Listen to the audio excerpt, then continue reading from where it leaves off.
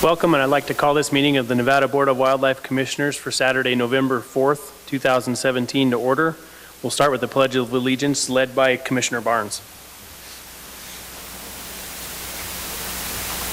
Pledge allegiance to the flag of the United States of America and to the republic for which it stands, one nation, under God, indivisible, with liberty and justice for all.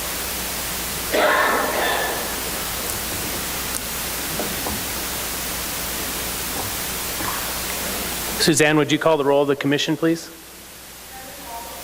Here?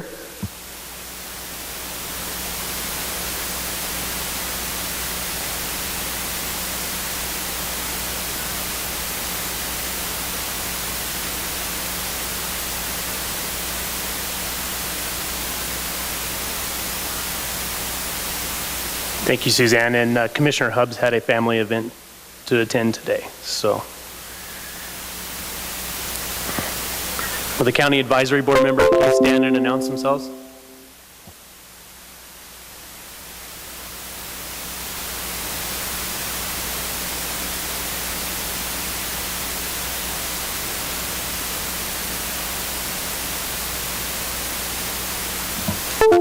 Thank you and welcome. With that, we'll close agenda item number 15. Move to agenda item number 16, approval of the agenda. Chairman Wallace for possible action. The commission will review the agenda and may take action to approve the agenda. The commission may remove items from the agenda, continue items for consideration, or take items out of order. Has everyone had a chance to review the agenda? And I'll remind everyone also that agenda items number 23 and 24 are at the call of the chair today. So, any questions from the commission on the agenda? Seeing none, this is an action item. I'll take it out for public comment in Las Vegas. No comments in Las Vegas, Chairman. Thank you. Thank you. Public comment in Carson City. Seeing none, I'll bring it back to the commission for a motion or discussion. Mr. Chairman, I'd move to approve the agenda as presented with items 23 and 24 being at the call of the chair. Second. I have a motion by Vice Chairman Johnston and a second by Commissioner McNinch to approve the agenda as presented with the agenda items 23 and 24 at the call of the chair.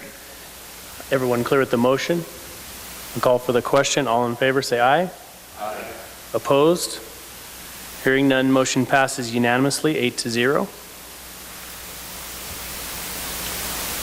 Close agenda item number 16, move to agenda item 17, member items, announcements, and correspondence. Chairman Wallace and Secretary Wasley, informational. Commissioners may present emergent items. No action may be taken by the commission. Any item requiring commission action may be scheduled on a future commission agenda. The commission will review and may discuss correspondence sent or received by the commission since the last regular meeting and may provide copies for the exhibit file. Commissioners may provide hard copies of their correspondence for the written record, and correspondence sent or received by Secretary Wasley may also be discussed. Commission items? Seeing none, Director Wasley? Okay. All right. One last chance for commission items? Seeing none, we'll close agenda item number 17. Move to agenda item number 18. County Advisory Boards to manage wildlife member items, informational. CAB members may present emergent items. No action may be taken by the commission. Any item requiring commission action will be scheduled on a future commission agenda. Coming up, Paul. Paul Dixon Clark speaking on behalf of myself, since I didn't have this item agendized, but it fills in between the ending of commercial reptile collection and kind of where we are with hobbyist collection. And that is one of the big things that this commission considered when they went out and visited in Southern Nevada pitfall traps was the distaste of those and the great disdain for having those and the loss of wildlife, and that was part of the decision to end commercial collecting.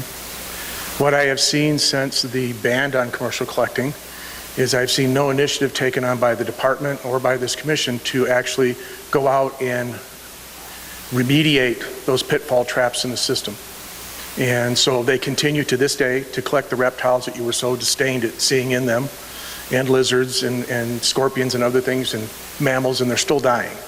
So I would like to see the Department of Wildlife set up as part of their program, a volunteer program that would look at working with the Boys and Girls Club, working with Boy Scouts or other groups, or the hobbyist reptile collectors there, to set up to actually go out and take care of the innumerable pitfall traps that exist out in that environment right now that may or may not be tied to the form of commercial collecting, and try to eliminate the things that so upset all of us when we saw the pictures of animals dying. And I think that's something that, because it's volunteer, the department can get matching funds for it, and I think would be a good thing.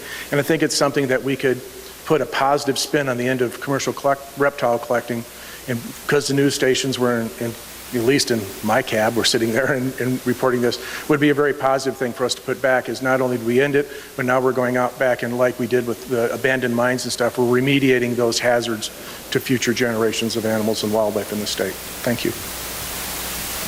Thank you, Paul. Further cab items? Mr. Chairman, Yes, Director Rosley. if I may, I'm not typically in the habit of commenting in response to public comment. I do think the comments just made warrant some response. The department has spent considerable time, energy, and effort, including the use of volunteers, to remediate the pitfall trap scenario, as has the BLM. If the commission or CABs would like a report on those efforts or the status of that, we'd be happy to provide that. Thank you. Thank you, Director Rosley. Further cab member items? Are there any cab member items in Las Vegas? No, there are no cabs here. Okay, Mr. thank you. Chairman. With that, we'll close agenda item number 18 and move to agenda item number 19. Nevada Department of Wildlife Project Updates, Secretary Wasley, informational. The Commission has requested that the Department provide regular project updates for ongoing projects and programs as appropriate based on geography and timing of meetings. These updates are intended to provide additional detail in addition to the summaries provided as part of the regular Department activity report, and are intended to educate the Commission and the public as to the Department's ongoing duties and responsibilities. Director Wasley. Thank you, Mr. Chairman. Today, we have two different reports. The first is kind of an update on the status of chronic wasting disease, CWD. We spoke about that at the last commission meeting. We'd like to share with you some of the emerging science and issues surrounding that issue. Dr. Peregrine Wolf is here to update the commission and attendees in that area. The second item is an update on the video conferencing efforts that was also spoke about at the last meeting. So with that, I'll turn the floor over to Dr. Wolf to provide the commission and others an update on current status of CWD, and I believe that may include some of our current sampling efforts as well. Thank you. Welcome, Dr. Wolf.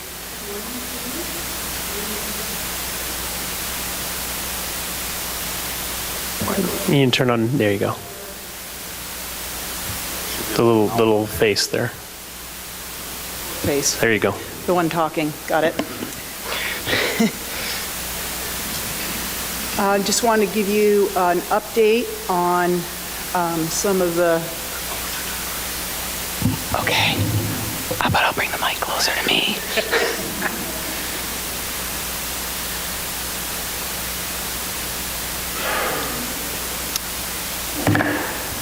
Okay. Let's see. So what is chronic wasting disease? Chronic wasting disease is a contagious neurodegenerative disease, and that is in the group of the transmissible spongiform encephalopathies, basically saying that it can be transmitted from between animal to animal, whether that's a human or lesser animals.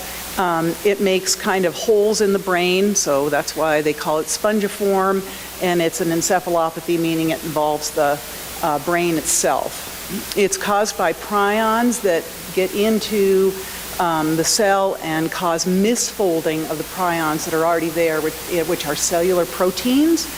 And it's related, CWD is related to similar diseases in cattle, which is bovine spongiform encephalopathy or mad cow disease, which everybody's heard of. In domestic sheep, the same disease is scrapie. And in humans, it's called Creutzfeldt-Jakob disease, but it's a similar type of progression.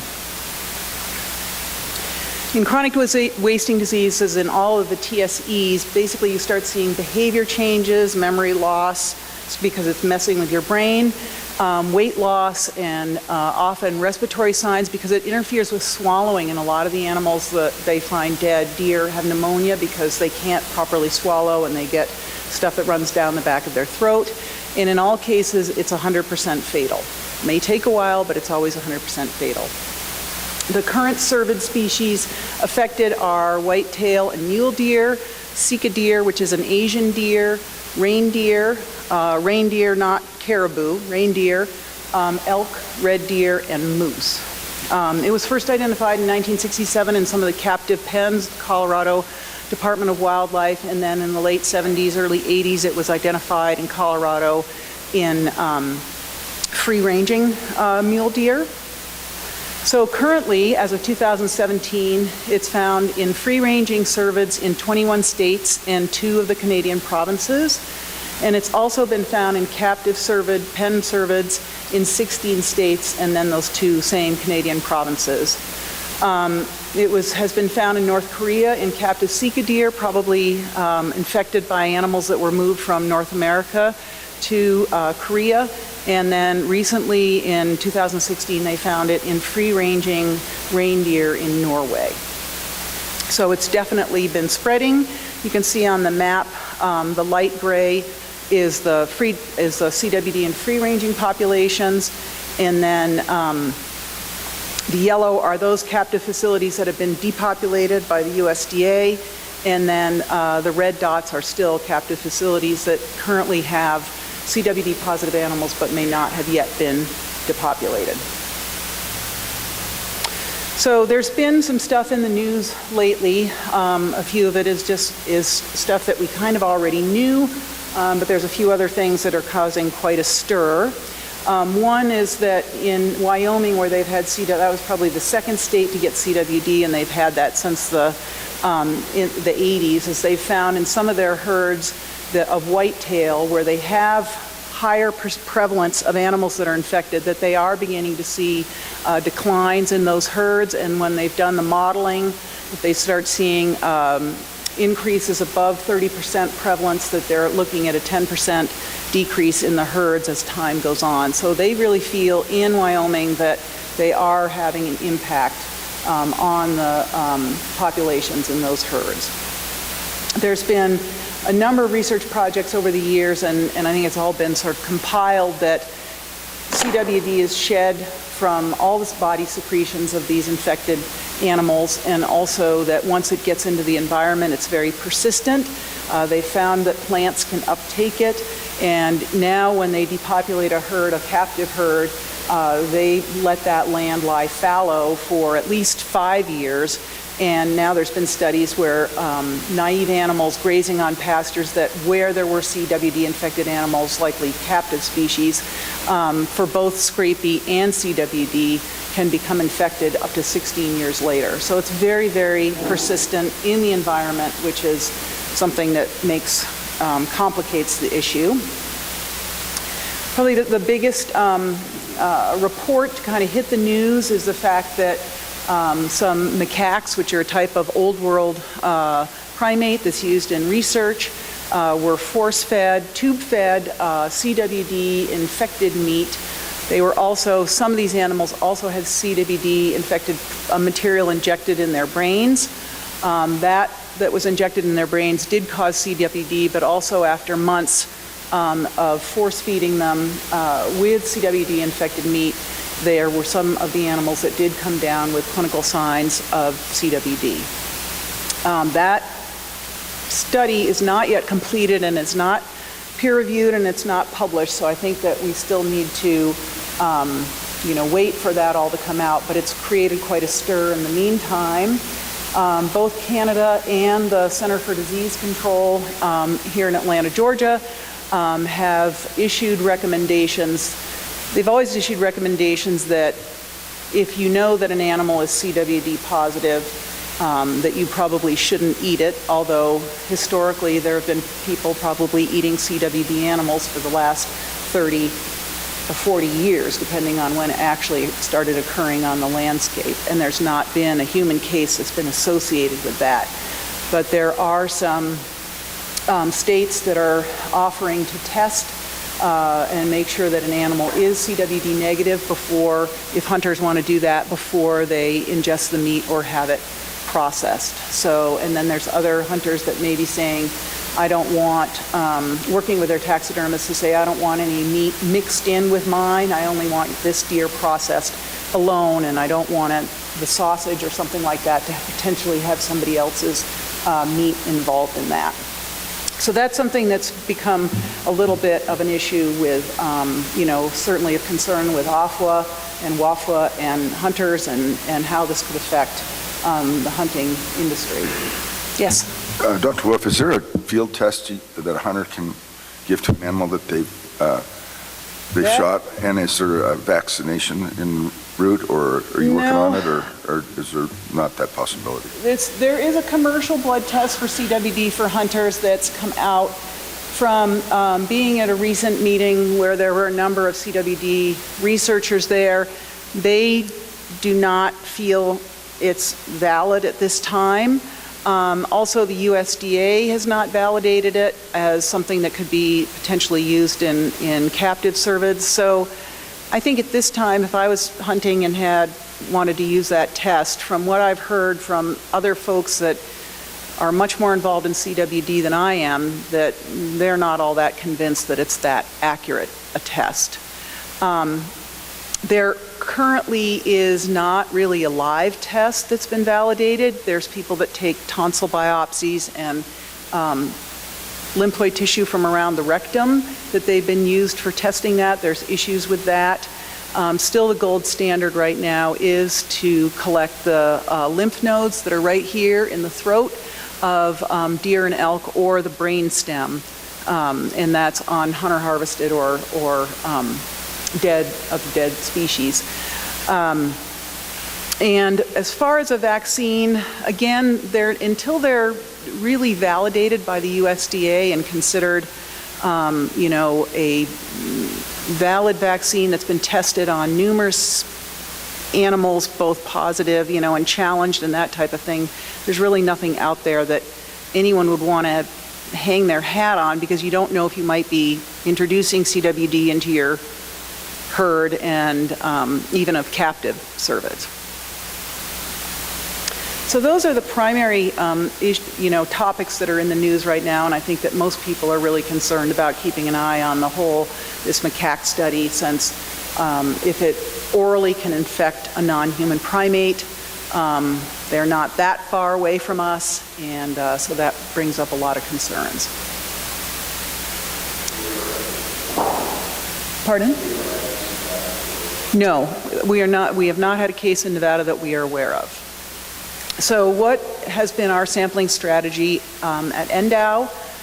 We started sampling in 1998, and the goal of all of these sampling programs is to try to identify if CWD is present in 1% of your sampled population with a 95% confidence interval.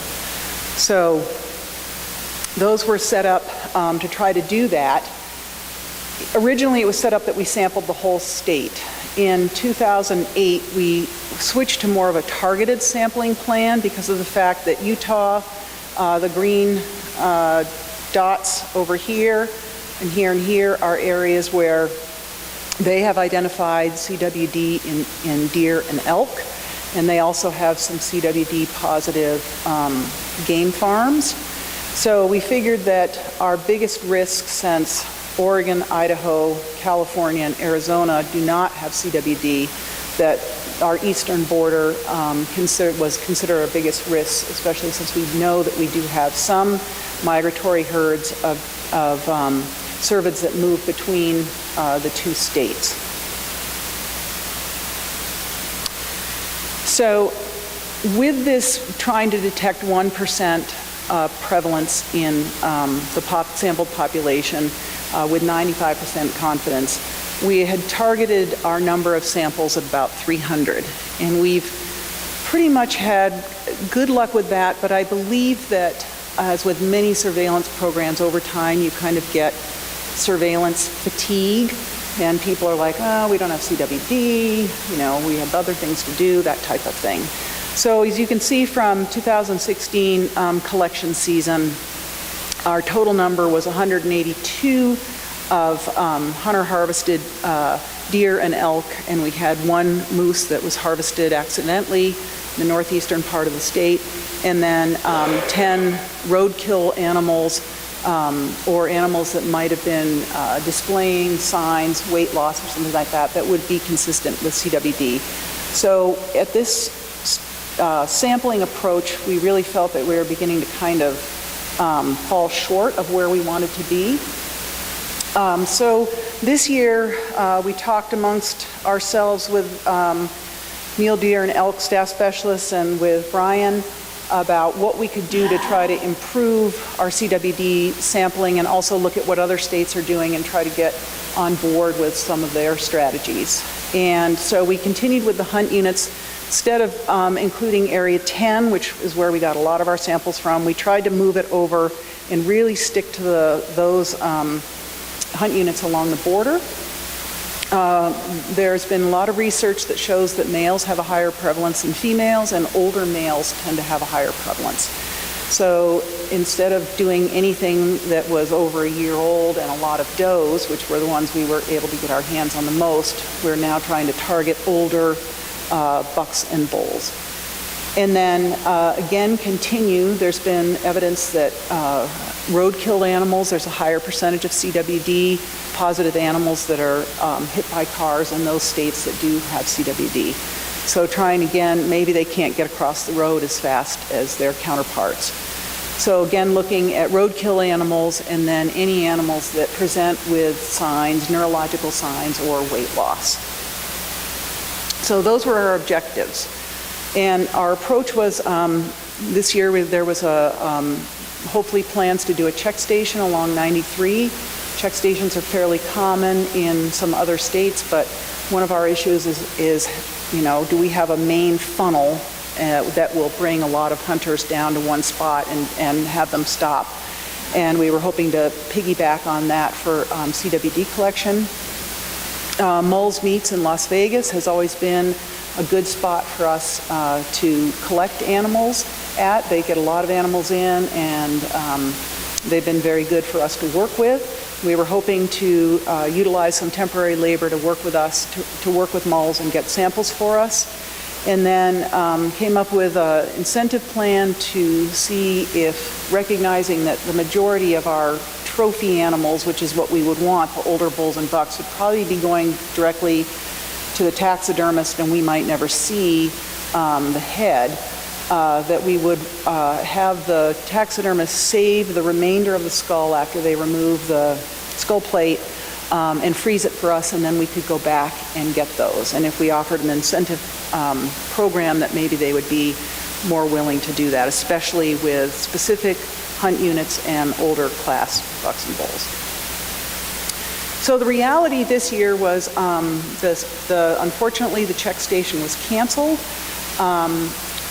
For a number of reasons, we were unable to secure temporary labor, even trying about 5 people for one reason or the other, and it didn't work out.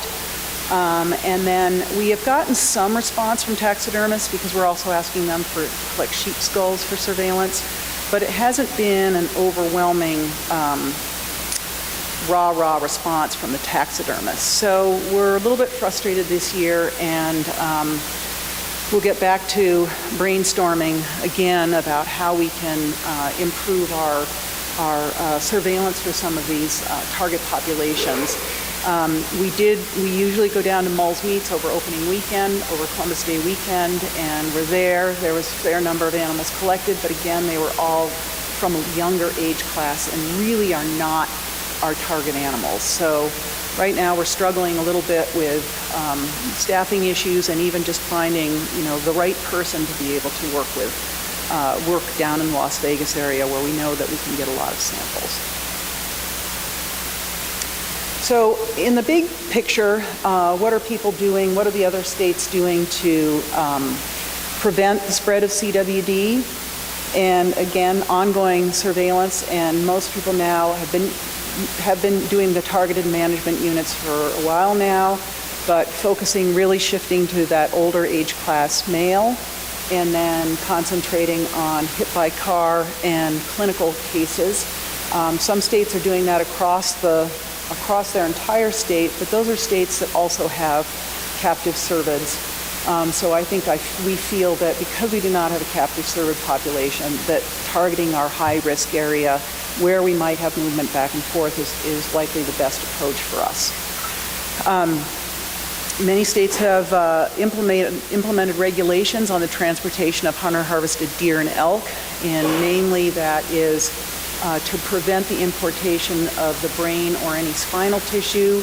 So they can bring in cut and wrapped meat, they can bring in deboned meat, they can bring in a trophy mount already taxidermied, they can bring in antlers that don't have velvet on them, they can bring in the head as long as it's just the skull plate and the skull plate is cleaned off. So that is currently being done in 42 states and 7 Canadian provinces.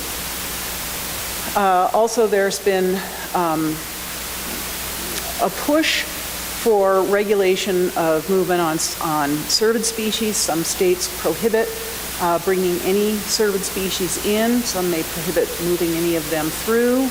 And some states are putting a ban on even moving cervids within state. So it's intrastate and interstate, and both for captive and potentially free-ranging animals in some states. So that's another option. And then also regulation on surveillance of captive cervid farms. USDA does have a herd certification program, but one of the areas where it's not applicable is, and that usually involves testing of animals that are either slaughtered or die. But if they go to a dead-end shooter bull operation, there is no requirement to test on that from USDA. On some of the captive cervid farms that they found, there's been a prevalence as high as 50% on some of those, and there have been certified herds through USDA that have been found positive for CWD. So there is frustration out there amongst many agencies that this certification program may not be working. So that is a brief overview of where we are at this time. And I don't know if anyone has any questions. Any questions from the commission for Dr. Wolf? Commissioner Allenberg.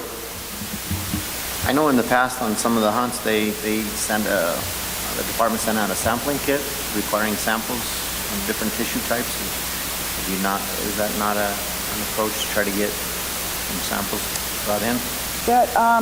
I don't believe that we've sent stuff for some tissue collections. We haven't sent them for CWD. That is an option that we were tossing around, maybe even with some guides.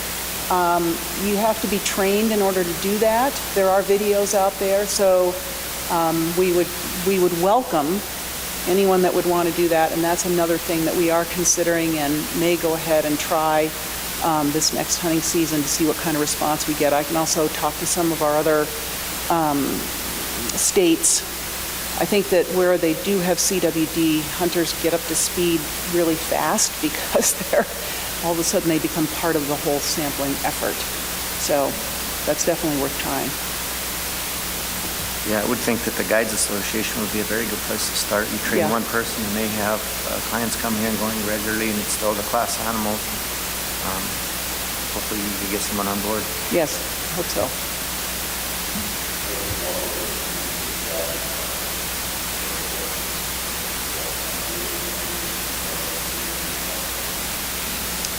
Great point. Further questions for Dr. Wolf? Seeing none, thank you for being here today and presenting that to us. Okay, thank you.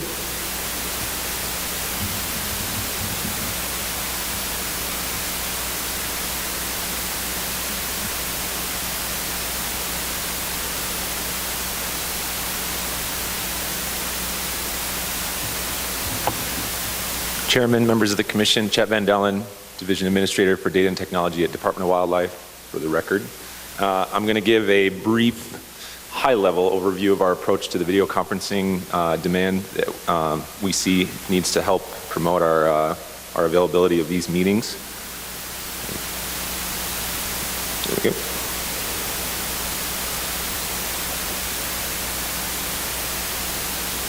My backup. There he is. Okay.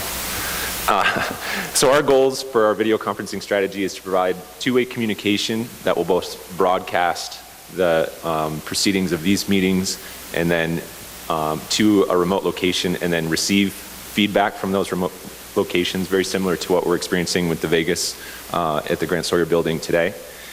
We would like to establish fixed venues for our urban commission meetings in Las Vegas and in Reno/Carson area so that we can have a known technological quantity at those locations. We know how to use the equipment, and the equipment is standard, so that we can rely on that equipment to broadcast and receive between the meeting and the remote locations.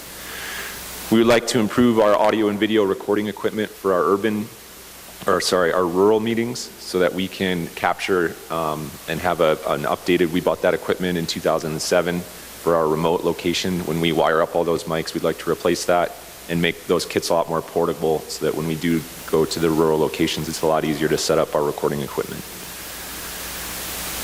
So our solutions to this include a partnership with the Department of Business and Industry. They've offered their meeting space in Las Vegas. It's a new facility that has two-way video communication already built into the meeting halls.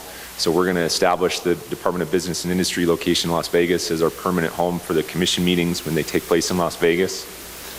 We're also going to offer public hosting at our regional offices in Reno and Elko when that meeting takes place in Las Vegas. So we'll establish a two-way communication between the Valley Road office and the Elko office for public attendance. When the meetings take place in Reno, they'll take place at the Reno headquarters office on Sierra Center Parkway. We'll also offer two-way communication back to the Business and Industry building and to the Elko office. So every time there's an urban meeting in Reno and in Vegas, it will always broadcast between the two locations and to the Elko office so the public can attend any of those three locations. Also, that would include new mics, cameras, and mixers, which is already budgeted in our 2018 budget. So we just need to determine the best equipment and purchase that equipment to make that a reality. Here you can see if we host our meeting in Reno, it'll be at the Reno headquarters building, and then we'll have two-way communication to Elko and Vegas, Elko at our Ndow office, and Vegas at the BNI building. On the other hand, if we host the meeting in Vegas, we'll have a two-way communication to Reno, this time at Valley Road. It's easier to secure that conference room and requires less staff on a Saturday to keep that open to the public than it does the headquarters. So the two-way communication will happen at Valley Road and the Elko office. The limitations here would be we will only be offering two-way video conferencing at urban locations. We cannot guarantee that there's internet connectivity or bandwidth enough to support video and audio transmission on a two-way system if we go to a rural meeting. So we are going to have a guarantee that at the urban meetings in the Reno and Las Vegas locations, the two-way functionality will take place, but when we go on the road, we'll only be able to record and then post at a later date the proceedings of the commission meetings at the rural location.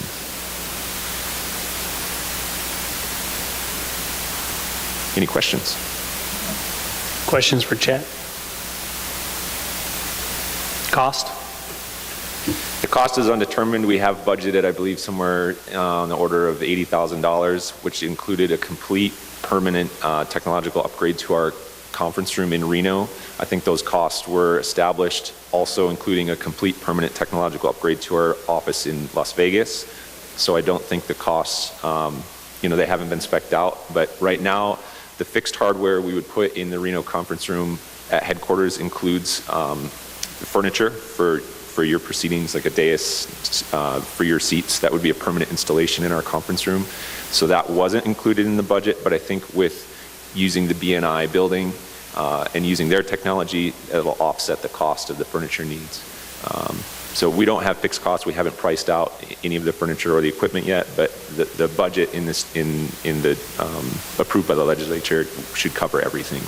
Yeah. Vice Chairman Johnston. I just one question, it's probably the question that members of the public might ask, is when would this become effective? Excellent question.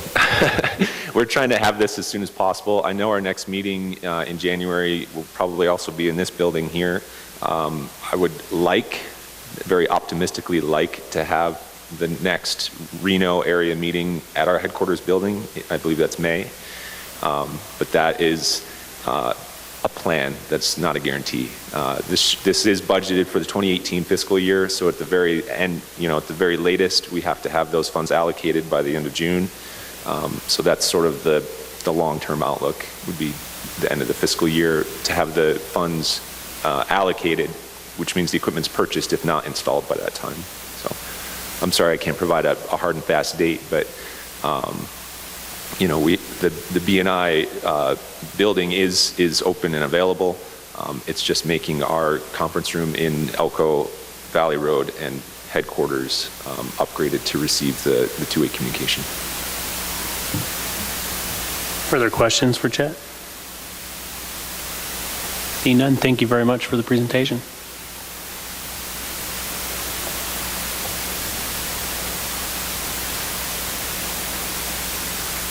Is that it for the reports, Director Wasley?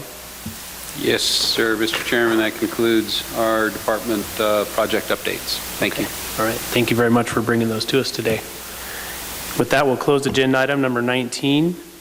We'll move to agenda item number 20, reports informational, and I think what I'd like to do is go ahead and have Chet do his report, and then we'll call up agenda item number 24 right after that, since they're pretty closely related.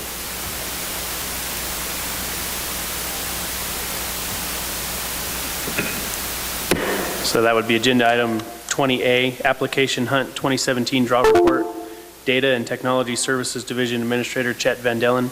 Informational, the department will present an interim annual report of the 2017 big game draw. Information is presented in tables and charts, and includes interim application, license, and tag fees, and counts as well as bonus point and client statistics for the draws already completed this year.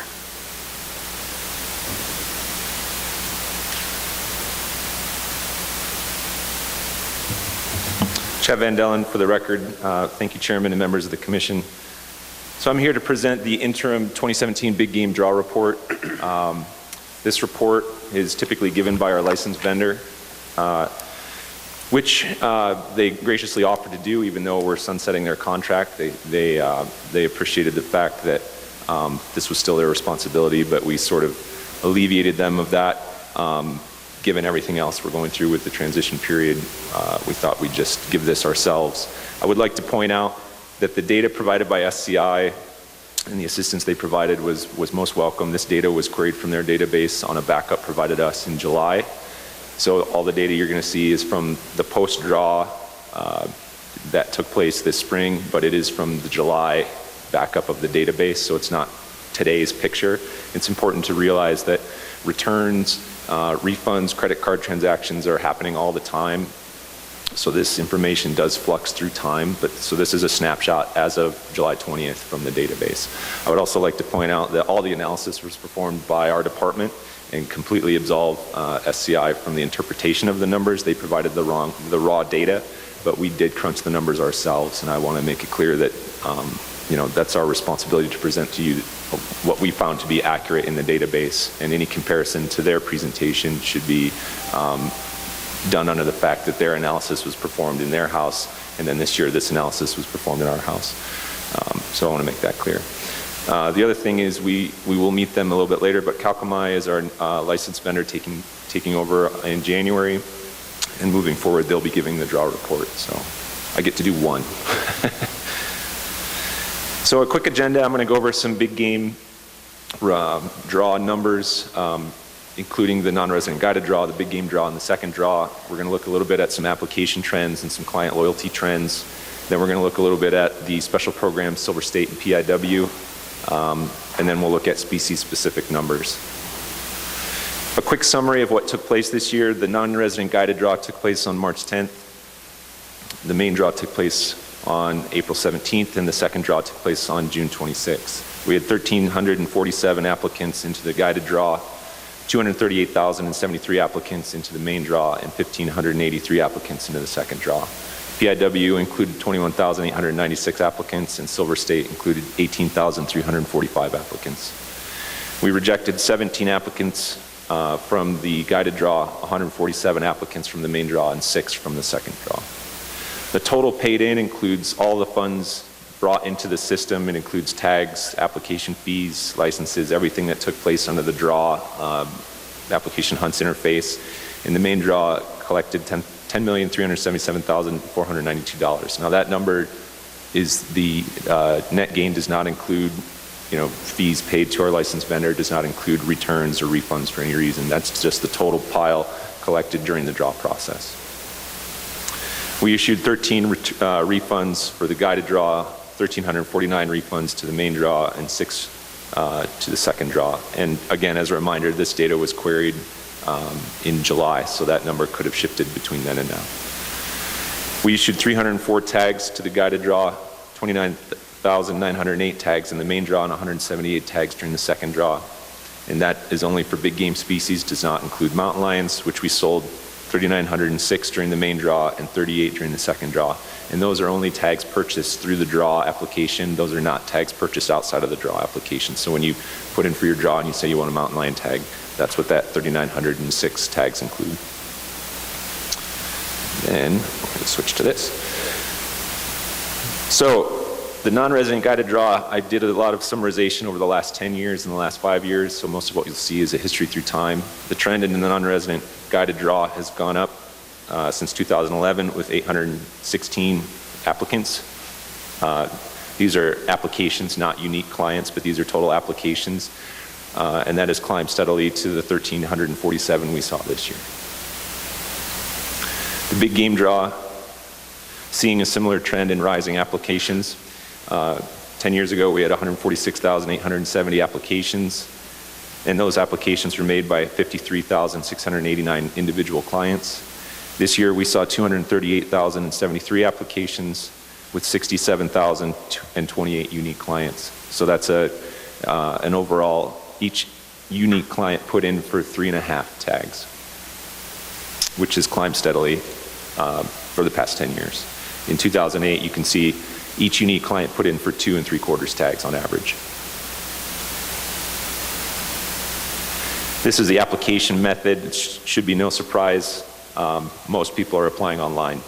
99.09% people applied online in 2017, and I think next year it's going to be 100% since we're not allowing a not online option. So I think that impact to the manual application process has been steadily declining, and we can see that in the last 10 years for sure. A little bit on client loyalty.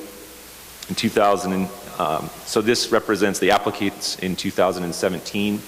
The bar chart shows consecutive year applications. So the first column, 67,028 unique clients, and then the second column shows how many of them applied last year, and then the year before that, and the year before that. So of the 67,000 clients we had this year, 19,508 applied steadily every year for the last 10 years. The line graph shows just a raw count of applicants who applied over the last 10 years, but not necessarily in consecutive years. So 28,222 clients that applied this year that applied in the last 10 years only applied once.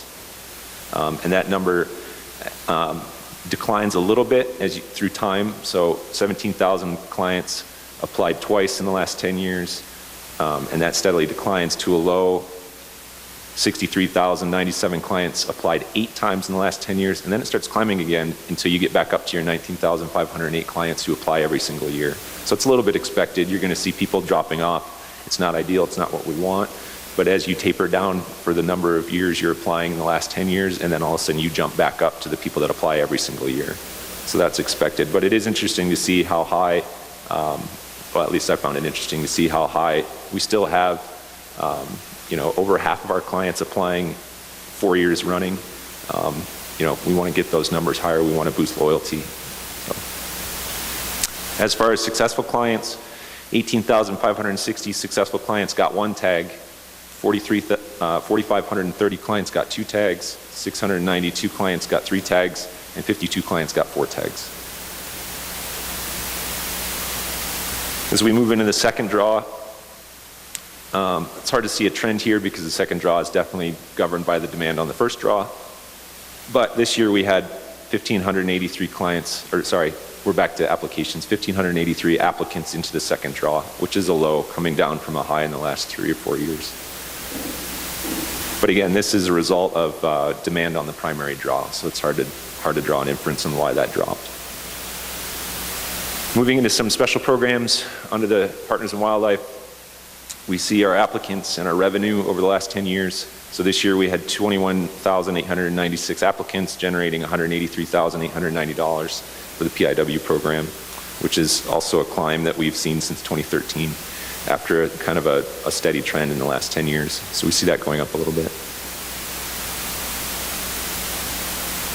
Oops, I apologize. This was supposed to be moved forward. I just wanted to give a brief look at the return tags. I'm going to jump back to the big game draw, but this is why tags were returned this year. In the main draw, we saw 1,037 tags just returned for any reason, 216 tags returned for medical reasons, 83 tags returned for non-payment, and then 6 tags returned for military, and let me get the mouse in there, 7 for death. I apologize, that was supposed to be with the big game main draw numbers. Keep us on our toes, we'll jump over to Silver State. So these are our Silver State applications in the last 10 years. Hunt 1,300, and you'll have to forgive me if I forget these, but 1,300 for deer, 2,300 for antelope, 3,300 for sheep, 4,300 for elk. So you can see those numbers climbing again since 2013. We issued 5,677 we had 5,677 Silver State elk applications, 4,978 sheep applications, 4,300 elk, so 56 on elk, 3,300, we had 4,978 sheep applications, 2,233 antelope applications, and 5,457 deer applications this year. All 3 of those climbing in the last 8 years, or the last 6 years from 2013. As far as Silver State revenue, again, with more applications comes more revenue. So we have $109,140 generated from the deer tags applications, 44,660 from antelope, 99,560 from sheep, 113,540 from elk. We also generated $28,385 from the depredation tags associated with the elk applications, and then the predator fee raised $55,035 in the Silver State program. So you can see the different revenue streams climbing through time as the applications climb through time. We'll jump into some species-specific numbers. Mountain lion tags also going up in the last 10 years. The green represents the tags sold through the main draw. The gray represents tags sold through the secondary draw. So we had 3,906 through the main draw and 38 through the secondary draw.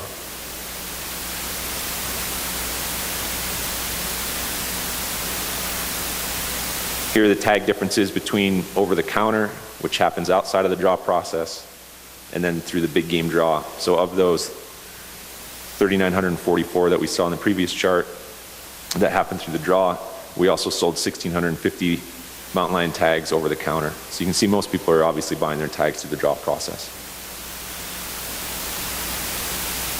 If we look at bear, in the last 5 years, these are the bear applications. We had 2,546 unsuccessful bear applicants this year, and I believe we have 50 successful, and then 1,592 put in for bonus point only for bears this year. We also kind of want to look at how many clients are putting in just for bonus points. So this is the last 5 years of just bonus point applications, climbing through time. So these charts, and these are going to repeat for each species.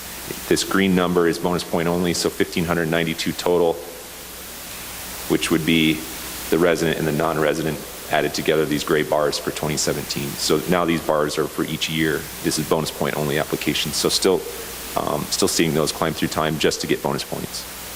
Looking at pronghorn, 4,491 successful pronghorn applicants, 20,797 unsuccessful pronghorn applicants, 7,953 bonus point only for pronghorn, and then for bonus point only climbing through time over the different pronghorn hunts. Sheep, 540 successful sheep applicants, 36,102 unsuccessful, 18,342 bonus point only. And this includes all the sheep hunts offered in 2017. Same thing with the bonus points. These get a little busy with the various numbers of sheep hunts we offer. Goat, if I can get it right there, 9 successful goat tags, 8,515 unsuccessful applicants, and then 4,353 bonus point only applications for the goat hunts. And you can see this year is our first non-resident goat hunt. So these are bonus point only for non-residents as opposed to residents on the left. Jumping over to elk, 42,336 unsuccessful elk applicants, 9,713 successful, 14,588 bonus point only for elk. And you can see the elk bonus point only, again, climbing through time. I did have a note that the cabs were interested in seeing how the elk applications changed with the changing waiting period. So you can see the previous years here. And you'll have to forgive me for not knowing what year that changing waiting period took place. If I could ask, this year. So it's this year. So we did see an increase in overall applications, but it's hard to tell if that's had any impact with just these numbers. We'd have to dig a little deeper. Deer applicants, 12,023 successful deer applicants, 37,662 unsuccessful, 8,627 bonus point only. We can break that out to just the junior program, and then for bonus points for deer. Most people putting in for hunt 1331 for bonus points, very, very few putting in for bonus point only in the other deer hunts, if any. Going to switch back. And those are the statistics we ran. I know that previous reports include things like errors, fixes, and that kinds of things. I didn't think that was appropriate for me to give a report on errors for a system that we're moving away from, and for a system that I don't represent personally. So we left that out of the report. If there's any questions, I can dig into some of those numbers a little further. Do my best to answer anything you may have. Questions for Chet? Commissioner Valentine? Mr. Van Dalen, just out of curiosity, and I don't know if you've got these numbers, but on the return tags, do you have an idea of the number of tags that might have been reissued? I don't have that right in front of me. These returns do include, well, we have a few return tags from the second draw, and I can certainly get that out of the database. I don't have that queried right in front of me, but I can provide that to the commission. Yeah. Commissioner Young.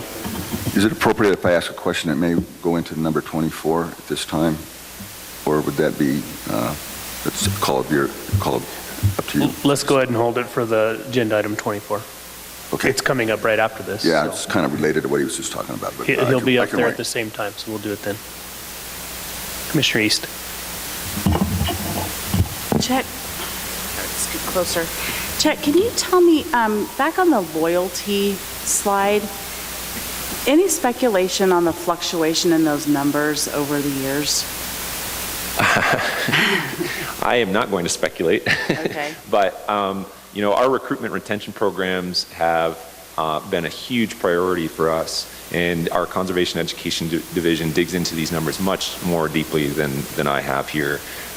It could be everything from, trends in, parent retention in the system to values, urban versus rural. I mean, there's hundreds of different rationale behind the R3 effort and why these numbers go up and down through time.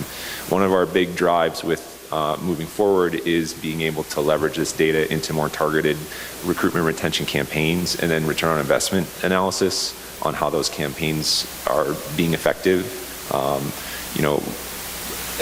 What I did like to see that the numbers started climbing again as people hit that 10-year, every year application. It didn't keep dropping. So, I mean, we do retain, but of the 67,000 clients that applied this year, we're getting a third of them, 19,000, coming back every single year. So we want that number just as high as this year, for sure. But, as far as the recruitment retention programs, massive studies have been and continue to surround that issue. I just don't have that at my fingertips. Okay, thanks. Director Wosley. Thank you, Mr. Chairman. The issue is identified as what's called the churn rate, and the American Sport Fishing Association has looked nationally at fishing licenses in this same way and learned that only 1 year out of 10, 1 out of 10 anglers have a license for each year, every year in that 10-year period. And so the retention, recruitment, reactivation efforts now are certainly focused on identifying factors, churn rate factors. I think when you compare our churn rates and our draw system compared to other states, I believe we actually have a much lower churn rate, and I think that's because of the bonus point system that we have. And so we do see more return customers, but to your question, factors like fuel prices certainly have an effect on that churn rate. Opportunity, fuel prices are some of the identified factors. But as we go forward in our R3 efforts, and with the new vendor coming online, those are certainly things that we'll pay attention to, and we'll try to do some targeted campaigns, not only to learn what those factors are, but to address them going forward. If we could reduce that churn rate, we'd like to. Okay, thanks. And one quick more question, if I might. The return of tags, they retain their bonus points, correct? If you return a tag on an elk tag, you retain the bonus points. Is that correct? Yes, I'm seeing nodding all over. Yes, okay. So if it doesn't work out for you, you return that tag and okay, so that may be the high rate of return. Yes, okay. Thanks. Further commission questions? And if I understood the charts across species, the number of people who are applying for bonus point only is going up. That's the trend. So more and more people are applying for bonus points only. And then at some point, we have to expect then apply for the tag. Yeah, I think that's a reasonable assumption. And again, you'll have to forgive my newness, but can you apply for bonus points while you're ineligible? Right. So at some point, I think maybe they're applying for a different species and collecting bonus points in a certain species. That's something I didn't dig into in depth either. So they're still applying to, we're getting 3.5 applications per client. So they're definitely doing more than just a bonus point on the whole. So hopefully they're applying for a deer tag while they rack up an elk bonus point or something along those lines. But we can dig into that deeper. I just didn't bring it today. Further commission questions? Comments? Commissioner McNinch? Thank you, Mr. Chairman. The timing of all the changes and stuff, I think I just wanted to take a couple seconds and just thank you guys at Systems Consultants, Don and Monty. You've kind of gone beyond just a system, and you've created a lot of relationships with a lot of people with the department and up here, and I just wanted you guys to know that I appreciate you guys and say thank you. Mr. Chairman, my question was something similar to that. When I first got on this commission, one of the biggest issues that I was asked about friends of mine and people that knew me was to look at the tag draw. And, why don't I get a tag, every year when I used to be able to get a tag? And, of course, I went to the counter and bought a deer tag. And I can remember in 1975 or 6 when I had to apply for a tag and hope that I got drawn for Area 7. It somewhat shocked me that there was always questions for many years. And I've looked at, SCI, and I don't know them super well, but they are at every meeting. And I have come to trust, and I've told everybody that has ever spoken to me about this, that this is on the up and up. There's no funny business. And of course, there's a lot of manipulation that goes on a system where you can buy bonus points and you're competing to hunt a specific area and a specific species. And, in the bigger picture, I think that's probably a good thing. But they've done a really good job. What I never understood, and I just want Tony to take a minute and explain to me, is why they're leaving and why we're bringing in a new vendor. And this is, there's no agenda behind that. Is it a cost thing? Is it a technology thing? Are we going to get a better product? For sure. But I can tell you that from a lot of people in Clark County that I speak to, there's a lot of trust with this company, that this is a very fair and trustworthy system. And I want to make sure that going forward with a new company with new ideas in a different way, that we have that same guaranteed trust with our clients, if that makes sense. And I know Tony well enough to know that it's 100% all business with him. And if, it's a decision that he made based on that's great. But I want to just have some talking points to provide to people.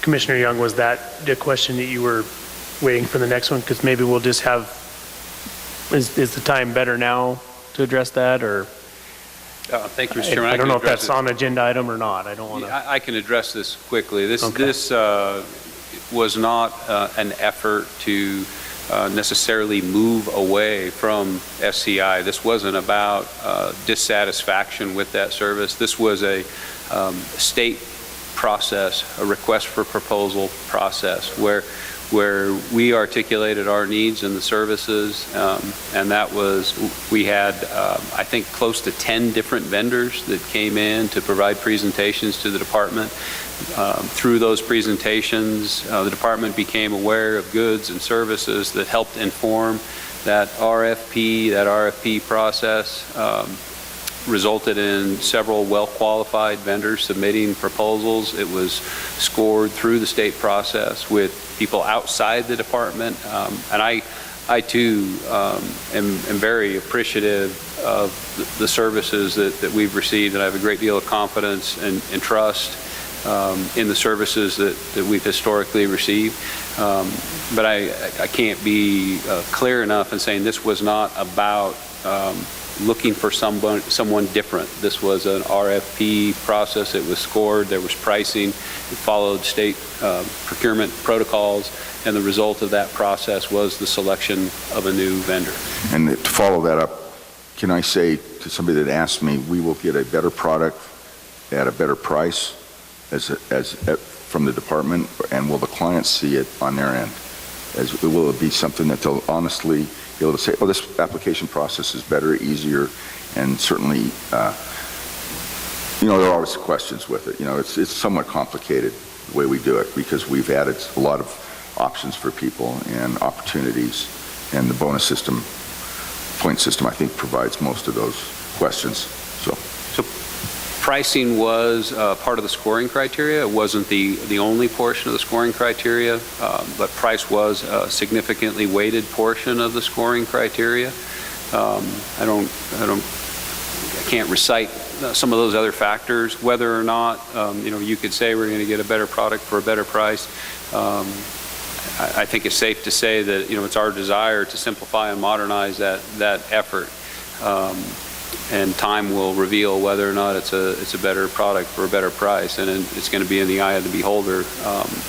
we're very optimistic in the simplification and modernization efforts. That's not to say that we couldn't have got there with our previous vendor, but as the process unfolded, resulted in the selection of a new vendor. We have familiarity with that new vendor in the area, of hunting, angling, education. They're not a stranger to us. It certainly wasn't a factor in the scoring or the evaluation criteria. We're very optimistic and excited about the opportunities to simplify and modernize, but that isn't intended to be pejorative in any way towards systems consultants and the efforts that they've had and the services that they've provided us in the past. Thank you, Director. I just wanted us to lay our cards out on the table so that everybody had a clear understanding why this change was needed or was sought.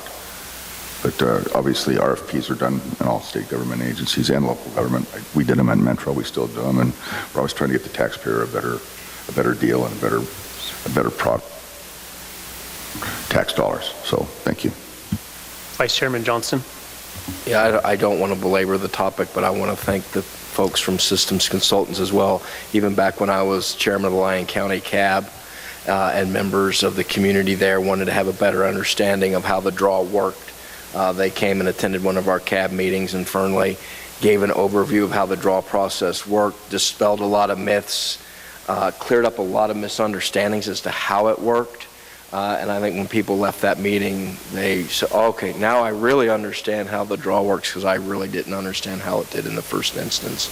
And I'm confident that that type of service will continue in the future. At least I'm hopeful that it will, because it was a very productive thing to have occur at a local CAB meeting, and just to give that overview to people who participate in the draw. Thank you, Vice Chairman. And I also want to thank them as well. And I won't go on any further either, but they were always there for answers when we had questions, that's for sure. So, Mr. Van Dellen. Chad Van Dellen, for the record, I just wanted to answer Commissioner East's question. Of the 1,349 returns in the big game draw, we issued 550 tags to alternates. Further questions or comments? Okay. Seeing none, we'll close agenda item number 20A, and we'll call agenda item number 24, License Simplification and New Licensing Vendor Update, Data and Technology Services Division Administrator Chet Van Dellen, informational. An update will be provided to the Commission on the status of the new licensing vendor system and the implementation of the license simplification process. Mr. Van Dellen. Chet Van Dellen, for the record. So I'm going to kind of carry over a couple of those questions maybe into what you're going to see here. We have our new license vendor in the building. Their name is Calcomai. We have 2 representatives from them. I'll ask at least one to come up. They can both come up.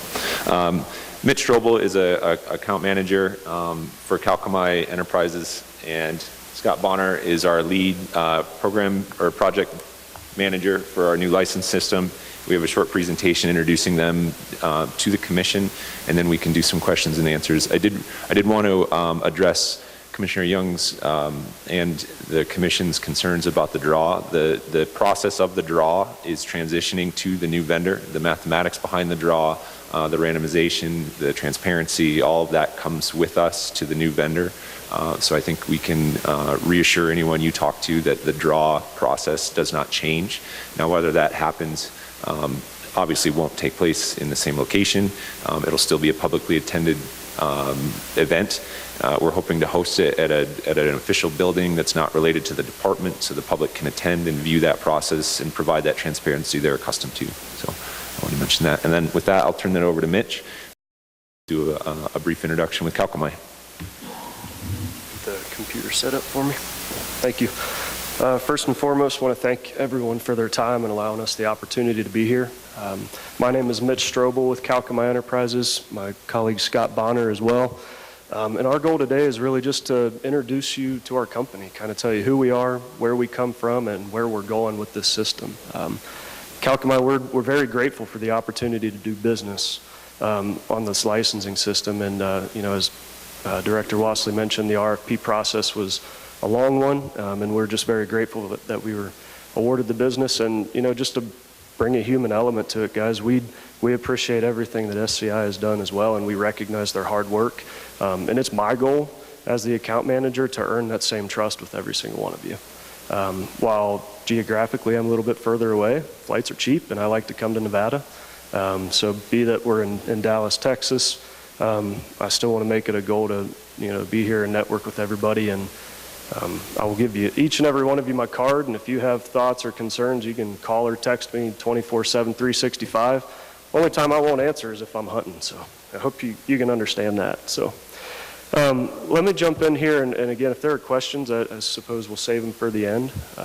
Or you can just throw up a hand as we're going along.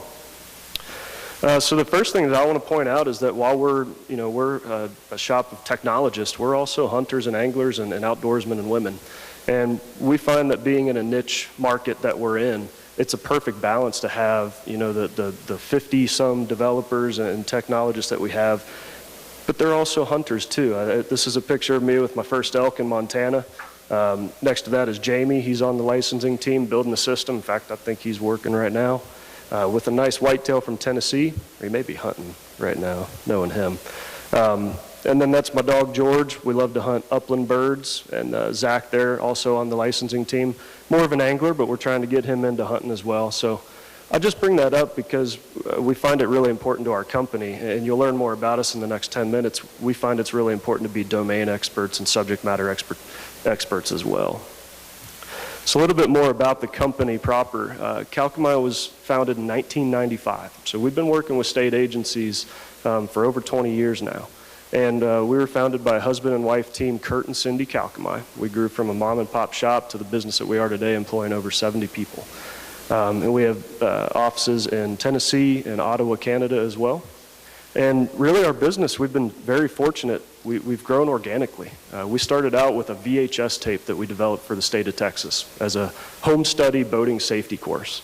And, another state adopted, and then they started asking us to do more, and we were able to successfully execute those contracts. And that's led us to where we are today, where we work in all 50 states with all 50 state agencies. Canada, Mexico, have some projects in Africa, the UK. I need to update this slide. Australia, New Zealand. So we just are very fortunate to have states keep asking us to do more, and somehow we keep pulling it off. So that kind of explains how we got to where we are today with licensing systems.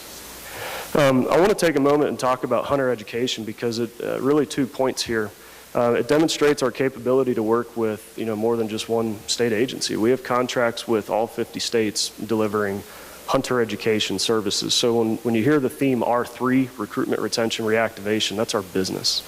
And I think that makes us unique because we're not just here to build a licensing system. We're here to do much more. And we kind of have our fingers in everything, and that makes us unique as a company. And the next slide here talks to our event management system. And this is another bit of software that we've developed really out of necessity for the state agencies. This program is to help those R3 efforts, and when the agency is posting a class, we can better facilitate the registration, the marketing efforts behind those classes, but more importantly, we can capture data early on in the life cycle of that participating customer and use that data to market them towards the end goal. So being that we kind of have our hands everywhere, we can use that data we capture from Hunter Ed and drive it all the way through to the license sale or ultimately whatever the agency tells us is important to market. Whatever your return on investment should be.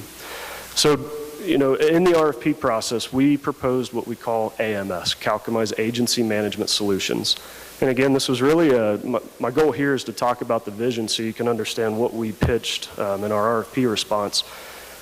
Again, this is a system that was born out of necessity. State agencies oftentimes have a lot of different vendors doing many different things, and that leads to a difficult management process for the agency, but also for the customers.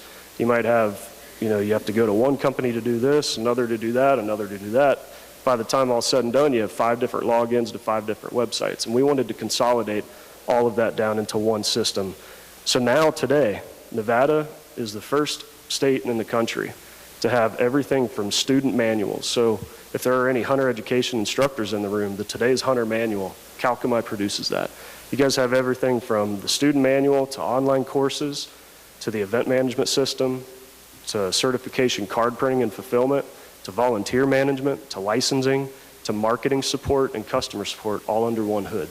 And that's really our vision, is to give the agencies more with one vendor. And this graph here just kind of, I skipped ahead, it represents, the days of old where you had the spaghetti plate, the convoluted spaghetti plate of vendors, serving different roles and trying to piecemeal all of that data together. Well, we've been part of that mess for 20 years, right? We've been the education company having to integrate with the licensing companies, and we've seen the drop-off and the loss of data. And by bringing it all into one system, we can be more efficient with those processes. I'd like to communicate kind of the pillars of Calcami. What are we focusing on every day? And I would ask that you guys hold us to this. It's my job to make sure that everyone in this room is satisfied, which can be a difficult task at times, but that's why we require that transparent communication. So customer support. We have some great technologists and we build some great systems, but everything needs customer support. We want to be very transparent about that. I just had to call Amazon the other day for help with an order. So the best systems in the world still require customer support. We're available 7 days a week, 8:30 to midnight Eastern time. So we got to translate that. But we're available to help. Communication, again, being here, I understand I'm going to have to work hard to earn everyone's respect. That's job security. So I'm happy to be here and I really look forward to working with you guys. But making sure that we understand what your expectations are and vice versa so that we can always be on the same page. That's a focus. Kind of talk about rapid iteration is kind of two things. Rapid iteration, we work in what's called an agile development process. So every week we're taking on new stories, new jobs, and we're putting out new code. Right? So what we don't want to do is wait for every 6 months to be putting out updates to the system. Being able to work on a weekly or bi-weekly basis allows us to have a constantly evolving product. Right? We're not just here to build a system and then walk away. We're here for the duration of this contract, and we're going to be constantly evolving this product. And a great example is yesterday the iPhone 10 or the iPhone X came out. Well, we have them in hand, and we're already testing the new system on that device to make sure that it's going to provide the optimal user experience. And we have to do that for all lines of our business. So as technology innovates, we're going to innovate with it and make sure that the system is always up to date. User testing, and I'll kind of talk about the last one there, conversion optimization as well. We have an entire team of UX, we call them user experience professionals. Their job is to make sure that the systems work, right? I don't know about you guys, but I can't tell you how many times I've been on Amazon and I accidentally buy something, right? We're not here to trick people into doing business, but the point is the system is so intuitive that it's just easy to do business with the system. And that's really our goal. We want to make it so easy for the customer, and then we want to track their interactions. We want to A/B test those pages. Does this button need to be green? Does it need to be yellow? Does it need to be pink? Right? Which is going to lead to a higher return on the agency's investment. That's really what we're about. And then lastly, we live in data. We don't just fire from the hip. And that's not to suggest that anybody else does, but our passion is data and making sure that what we do is actually the right thing. So just a few screenshots here from the system. This is what the home page is going to look like. And again, what I want to talk about here is we're building a customer-centric system. And of course, the agency is going to have all of the tools that they need to run their business. We think of this just like our business uses Salesforce to really monitor, the health of our business. The agency is going to have all of those same tools in our system. But we're really focused on the customer. We want it to be intuitive and easy to use so that when they come to this system, we make it easy to do business with the agency, easy and clear.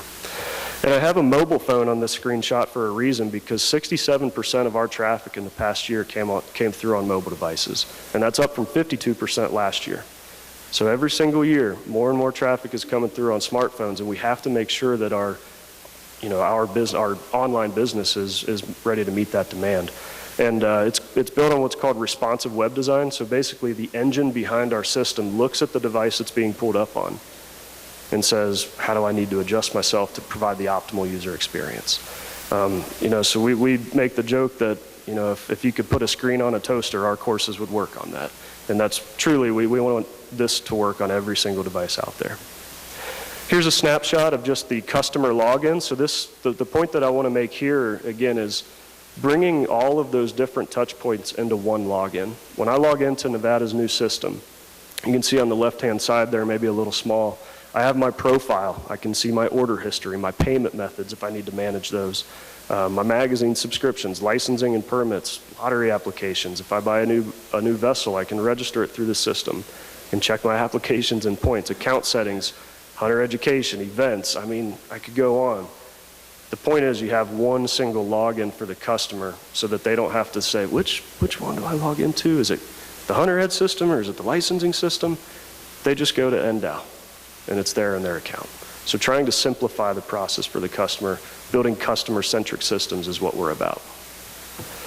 And then this screenshot here, of course, it represents that the whole lottery process is within the same login. But what I really want to talk about with this is that by having more under one hood, it's going to allow us to be more effective with our marketing and outreach campaigns. And I want to talk about two use cases, hunter education to a license purchase. Southwick Associates did a study some time ago that suggested 30% of all hunter ed graduates did not go on to buy a license. At the end of our hunter education course, what do you think the next page is going to be? And it's going to be timely, it's going to be right there, no clicks required on behalf of the customer. So we want to cut that metric in half or totally eliminate it. Right? So that's one marketing effort where we can take the new hunters and make sure that they're going to be that much more likely to come through and buy a license. Another one might be, let's say somebody's buying a fishing license. Why would we not promote hunting? Right? Throw up a retargeting campaign or some kind of ad campaign to say, hey, have you considered this? And of course, we would sit down and only work off of the guidance of the agency to say, what do you want us to be marketing? But we have those capabilities built into the system so that we can throw up those retargeting campaigns, email outreach efforts, so on and so forth, to try to drive the agency's overall business. I'll leave you with this, is that we are legitimately grateful for the opportunity to do this business with Ndow. And we fully expect to work hard to earn everyone's trust. And I wish I could say I've been with the company since 1995, but I wasn't working at that point, as you could probably tell. But the past 6 years that I've been with the company, I can say that we work hard to make our customers, our state agency customers, happy. And that's going to be no different with this contract. And it makes me look a little older, Bill. Come on now. All right, see, it's working. It's working. And last but not least, guys, I'm an avid hunter, so selfish promotion here. If any of you guys need a hunting buddy, again, I'll give you my card. So I'll hunt whatever I am legally able to. So really appreciate you guys' time. And if I say y'all, sorry, that's Texas wearing off on me. At this time, if you guys have any questions, we'd be happy to answer those. Thank you very much, Mr. Strobel. Any questions? Commissioner Valentine. Thank you for that presentation. Just a quick question on everybody that has applied in the past in the state of Nevada has a profile. Will that profile go directly to the new system, or will they have to reapply, re-input all that information? So the concept here is there's no loss of data, right? So all the data from the SCI system will be translated into the CalcMI system. To answer your question directly, there's sort of two concepts. One is your profile will translate, right? All of your information goes in there, but you won't have an account by default. If you come into an office and you want to buy a license, your data will be in there. I can find you, I can sell you a license, everything is in there. If you want to do this at home, you need to set up your account, which will then allow you to access your data, just like Amazon. You log in, have you been there before? No, create an account.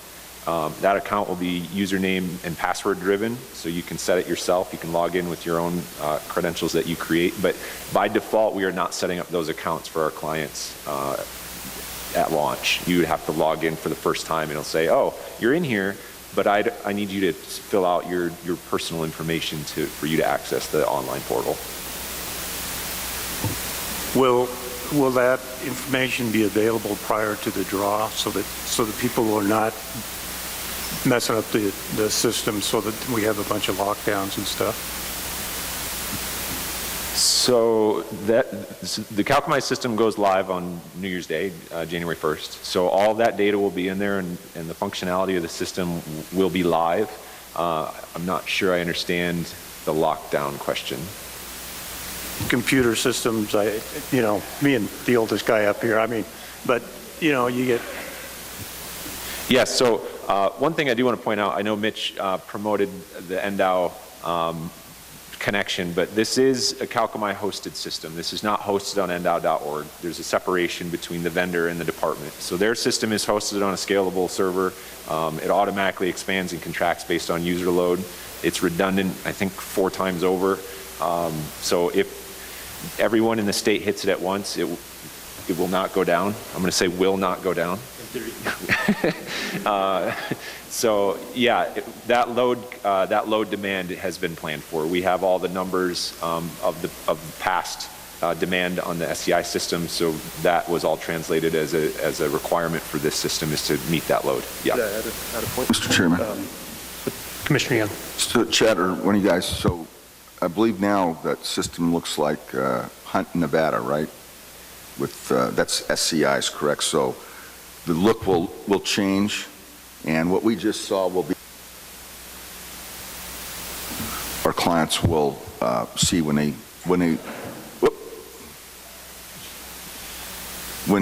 go shift from the Ndow, if they go to the Ndow website, and it pushes you towards Hunt, Nevada now. I'm assuming that we're going to have that same process, and it'll have a little different look. Is that correct? And have we prepared to let our clients know and people know that we're making this change so that you get used to that Hunt, Nevada? I mean, I know when I find that, I'm not a real computer literate person. I usually have my kids help me, or my wife, and I feel good when I get there because I know I'm in the right spot to apply. Yeah, great question. So we envision that we consolidate the address to Ndow licensing. We don't want to just put Hunt on there because that might not attract a fisherman or a boat registration customer. But the Hunt, Nevada web address will bounce you to the system, right? We're not going to abandon that address. It's familiar. It's where everybody knows to go. So both the existing website addresses will get you to the system. We also want to make it a lot easier to get into the system from ndow.org. So we're going to have a landing page on ndow.org, /licensing or something like that, which will push you to the system as well. So it's very easy. We want to both promote the Ndow website as a portal to obtaining a license and the licensing website as a portal to obtaining the license. Some of our longer term goals are to create that connection a little bit more seamlessly for the user. So we do want to show the Calcami web template as an example of what our website could look like, and make it a little bit less of a jarring, you go to Ndow, it's got the brown tones, and then you go to Hunt, Nevada, it's got the white tones. We want that to be less disruptive for the user. So we're going to try and style our website into an appropriate style to match the license purchasing website.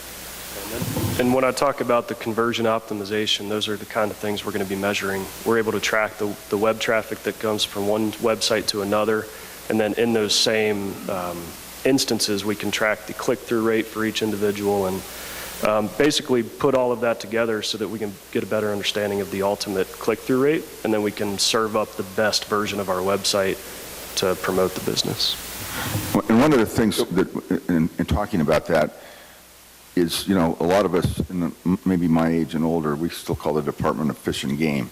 And fishing has just, in my opinion, in southern Nevada, it's had some tough years because of the drought and the lack of water coming from the Colorado Rockies down the Colorado River, and that whole system is depleted Lake Mead. If you know anything about Nevada, that was a prime fishing spot for, many of us, and we had a lot of great fishing holes, but boating and fishing has definitely declined, and I would hope that you guys have some strategies to push fishing out there. And you said something really that caught my attention on. I was glad to hear that because it's a part of the wildlife experience that has really had a tough time because of drought. And I know the department's done a lot of stuff, and Tony and I have talked a lot about what it would take to get our fishing back in play, and we've got facilities that are a mile from the water that used to be at the water because of the decline, and it's a real problem. So I would hope you guys have those kind of strategies and are planning on doing that for us. Yeah, I mean, one of the reasons, or one of the things that CalComI brings with them is that recruitment, and it's not just hunting, right? That R3 effort applies to all licensing. You know, fishing is definitely a key component of that. I did want to speak to one of your questions. We are drafting a marketing strategy. It's supposed to launch December 1st. We're going to have takeaway flyers at our license agents, you know, email blasts, letters, trying to get a video recorded with both like an animation explaining the license simplification process as well as the new vendors look and feel, and then kind of an introduction to the new system so we're not blindsiding anybody. So we do have that underway right now. So Chet, starting January 1, sportsmen can go in and create an account. You won't be able to apply for anything obviously yet, but you can have that account so that when it comes time for the application period, you already have the account and you log right in and go. Is that correct? Yeah, that's correct. So the website will go live. We're expecting no loss of service between the sunset of the old system and the launch of the new system. So on January 1, you can go to the same website. It'll be a new page, right, the same address, but it'll be the new system, and you can buy a license. The 365 license implementation takes place on January 1, so you could buy a license that day.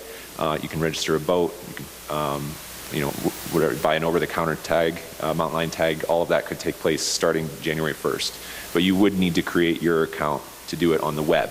You can go to an agent, you can go to a counter and do it seamlessly in person. But yes, part of our marketing campaign will recommend that people go in, explore, become familiar before the draw process, the application process, yeah. Excellent. Further questions? Commissioner Valentine. The technology guru up here is going to speak again, try to be sensible. So when we had the open houses on the simplification, it seemed like everyone that I attended, and Brian, you can probably attest to this also, they kept bringing up the Utah model for carrying your licensing and your tags and everything on your portable device, your iPhone, et cetera. Is this program going to have that capability? Yeah, so I do want to remind, we can talk about the simplification process as well, which is being implemented by the new vendor, but there might be questions along there, and that's a good one. What we envision is that when you buy your license online at home, you can do it on your phone, you're driving out, you know, oops, I forgot my license, just buy it, right? If you have Signal, you can buy your license, pull into Starbucks, buy a license on your phone, all that kind of thing. We are entitling each customer to one durable license. Our license will be on a durable, tear-resistant, water-resistant, heat-resistant stock, very similar to what we have now. And when you buy one online, you can go to an agent or a counter and get one, a physical one. You can also print your own, as many as you want. Throw one in the glove box, throw one in the tackle box, throw one in your gun case, whatever it takes. You can print as many as you want yourself. And then there will be a PDF document that you can carry on your phone. And we're envisioning that could be added to your Apple Wallet, you know, just like a boarding pass kind of thing, so that you can bring that up at a pretty simple touch to demonstrate to you know, whoever's asking that you do have a license document.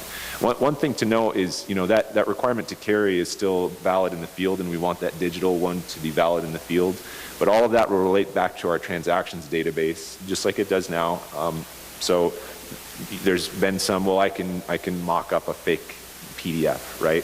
Well, you can't fake the transaction number. It's generated in the system. So all we have to do is call in and say, hey, what's transaction number, you know, 1234?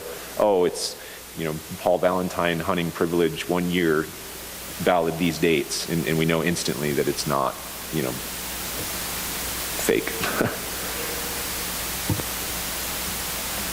Further questions? Okay. Director Wasley. Mr. Chairman, thank you. I guess I would just like to add, you know, this is good timing in terms of our simplification effort.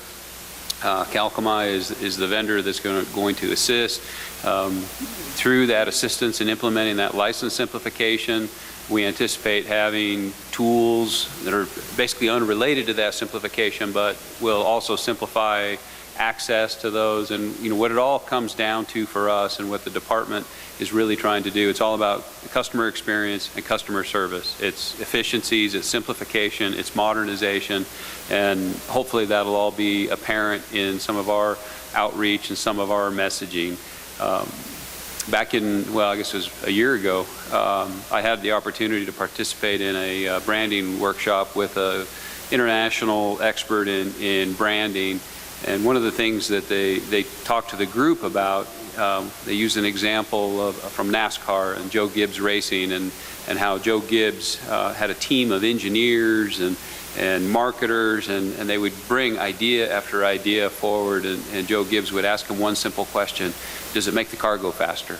And so we've really tried to use that customer experience and distill that down to where when we're talking about ideas and we're talking about tools and we're talking about opportunities, we try to distill that down to does it make the car go faster? Does it enhance that customer experience? Does it simplify? Does it create efficiencies for the customer, cost savings or time savings for the customer? And so that's really what's behind all this effort. It's opportunistic in that we have the license simplification and have opportunities to implement that through new tools and opportunities. And we're excited at those opportunities that CalComI can help us in that implementation. I just wanted to add that. Thank you, Mr. Chairman. Thank you, Director. Anything further? Commissioner Valentine. Something just crossed my mind. And in this day and age, of course, we're all concerned about security, ID security. Is all that taken into consideration as far as Equifax problems and things like that? And are you PCI, do you have PCI certification? Yeah, so, yep. So PCI certification, yes, we're requiring monthly review and certification so we can maintain that PCI certification with CalComI. I can have Scott answer the technical questions, that's why we brought him up here, but when you see a company like Equifax get hacked, right, I mean, it's anything, if you want it bad enough, apparently you can get it, right? All of the security measures that we wrote into the RFP are going into place. Encrypted transactions, secure websites, all of that is in place to meet web standards.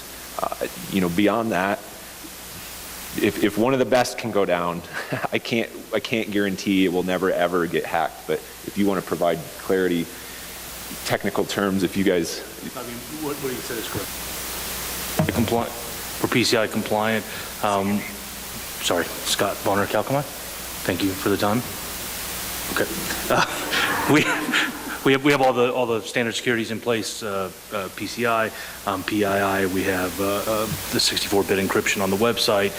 We don't store any of the credit card information on our side. All of the sensitive data that we do store, like driver's license, social security number, is all encrypted, both at rest and in transit. So, the biggest thing that somebody could do is find somebody's username and password and access that individual account, but they wouldn't really be able to get into the servers and find anything of value that they wouldn't be able to find on their physical license or on a driver's license as well. And we were talking earlier about the profile versus the account. The profile is the name and the address and the driver's license, the social security number, height, weight, hair, and eyes. The account is really just the email and password that unlocks that. So when we say that somebody has to come in and create an account before they can buy online, what we're saying is they're going to find this profile using probably the SSN and the date of birth, then they're going to give me an email and a password, and they're done. They have an account, and their profile is now associated to an account. And just for my own information, I oversee security for a very large casino company, and we have mobile gambling apps and everything else, and we suffer a lot of attacks and attempts to attack our websites and our network. Have you guys ever had any attempts or any successful breach of your network, or can you answer that? We haven't had one that's gotten through. There's some basic stuff that you put on the server side that does denial of service, and then we have some stuff within the individual pages, like our login pages, that say if somebody attempts to do this more than 3 times within 10 seconds, then we lock them out for a given time period. Yeah, we get these DDoS attacks all the time where they attempt to, get in there, and then, actually ask for ransoms and Bitcoin and everything else, and it's a big problem. And actually the largest computer or IT breach in the history of the United States occurred in Las Vegas at a gaming company. So still secret information, but it cost them millions and millions and millions of dollars, and they were down for weeks. And you know, it can happen to anybody, but just wondered if you guys were up on that stuff. So I did want to speak to the security issue. You know, a lot of times you find these attacks come from a human element. You know, I left my flash drive laying around, I gave someone my password, I used 1234, whatever it is. But some of the steps we're taking at the desk is intended to prevent a lot of that human element. So for instance, when you go to a licensed agent and I need your social security number, you don't tell the agent. They don't see it. It goes into the system masked. You type it yourself. There's a customer facing screen. So we're disconnecting a lot of the licensed agents. Not that we don't have the highest trust in our licensed agents, but they're strong all over the state. You know, we don't vet the individual person selling the license if they work for Walmart, for example. But I know there's a lot of concern about passing that personal information to a stranger, and we're taking that out of the equation. You enter it yourself, they don't see it. It goes in the system masked. So taking some of those human vulnerabilities out of the system has been a big part of what we're doing. And also, Chet, I don't know if you guys test and retest, but you know, we do, and they don't know that we're even testing them. But you know, our employees and others that have access to that, you know, we'll drop a flash drive on the floor by their desk and see if they plug it in, see if their door's locked and their computer's shut down, you know, specifically by policy, because those are the little things that cause all those things, and you got to be on top of them. So there's companies that do that type of testing, and they're good at finding where the breaches and the leaks and the weaknesses are. So hopefully we're doing that. Further questions from the commission? Seeing none, I guess we will close that agenda item, and I want to thank Mitch and Scott for coming out to answer questions for us, and we look forward to working with you. Thank you, Chet. With that, we'll close agenda item number 24, and I think right now we'll take a break until 11, and I'm going to go ahead and call agenda item number 23 when we come back. So Mr. Jackson and Mr. Wakeling, you're up next.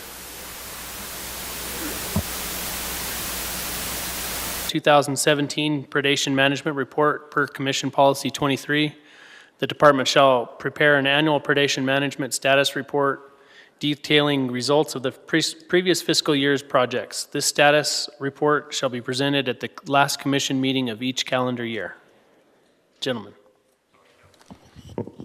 Thank you, Mr. Chairman, members of the commission. Brian Wakeling, Game Division Administrator. Each year, about this time, we try and provide an update on the projects that occurred following the plan that we were following for the previous fiscal year. Oftentimes, this causes a great deal of confusion for a lot of people, including our own staff at times. The fiscal year plan that we're reporting on was adopted in May of 2016, and so it was from a year ago. The commission probably remembers going through adopting a plan here recently, adopted it in May of 2017. That's not the fiscal year that we're reporting on. That plan is the one that we're engaging in currently. And so we've tried to place the most recent plans and reports on our website so that they correspond with one another. Staff Specialist Jackson has put that together along with our conservation education folks to try and clarify that and make it easier for people to understand where we're reporting and information along those lines. This last fiscal year, as we reported within the commission memo that covered this plan, we spent just over $650,000 on projects that were determined to be lethal removal projects. That is substantially above the legislatively mandated within the statute regarding this. You may recall last year we were at about 55%, and that was the first year of after that change to NRS had been adopted, and it was underneath a plan that had been adopted prior to the actual statute. And then just real roughly, just so the commission is aware, when we look at the 2 years in combination, we're actually, after this last year, we've spent around 84%, almost exactly 84% of the dollars that have been raised over the last 2 fiscal years on lethal management. So we are consistent with the changes that have been adopted to NRS. At this point, I'm going to turn the presentation over to Staff Specialist Jackson. He's going to give an overview of the various projects that were covered in the plan. Following that, we have Dr. Pete Coates here to give a specific update on one of the projects as well. So I'll turn it to you, Mr. Jackson. Thank you, Brian. Staff Specialist Pat Jackson for the record. Just a really quick overview of the $3 predator fee. Currently it generates actually a little over $600,000 annually. Those fees, anytime a sportsman applies to a big game or a turkey tag, they pay an additional $3. That's how much money we generate. From there, we spend or give $14,000 for administrative support to the Nevada Department of Agriculture, which we do consider lethal or an aspect of our lethal take. The remainder of the funds are used on predator projects that are approved annually in the predator plan. It also covers staff salary and some overhead, and then whatever remains from one fiscal year is carried over to the next, so it doesn't revert back to the general funds. It does stay in the $3 predator fee. As Brian alluded to, in the 2015 legislative session, we had some changes of the use of the $3 predator fee, and so the three acceptable expenditures of the $3 predator fee are the management and removal of predatory wildlife, research on lethal control techniques of predatory wildlife, and the protection of sensitive species. And so for fiscal year 2015, which is the most recent fiscal year that we have accurate and complete accounting for, we had $574,312 in revenues from the $3 predator fee, meaning we needed to spend almost $460,000 in lethal removal to abide by that 80% mandate. And as Brian said, we spent just over $650,000, which equates to 113.2% of those expenditures. And then combining those expenditures with monies that we spent on non-lethal projects and matched with Pittman-Robertson funds, a total of $1,273,503 was spent. I'm going to briefly go over these different projects that we spent money on.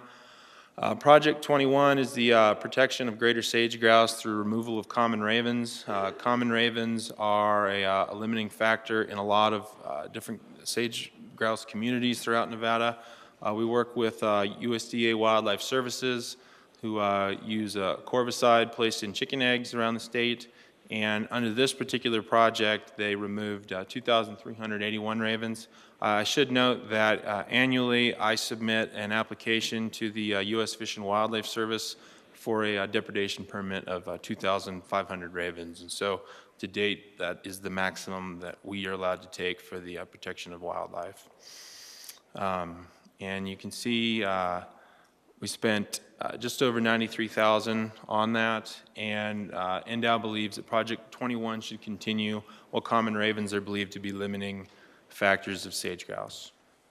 Project 2102 has a lethal and non-lethal component. The $3 predator fee funds the lethal component.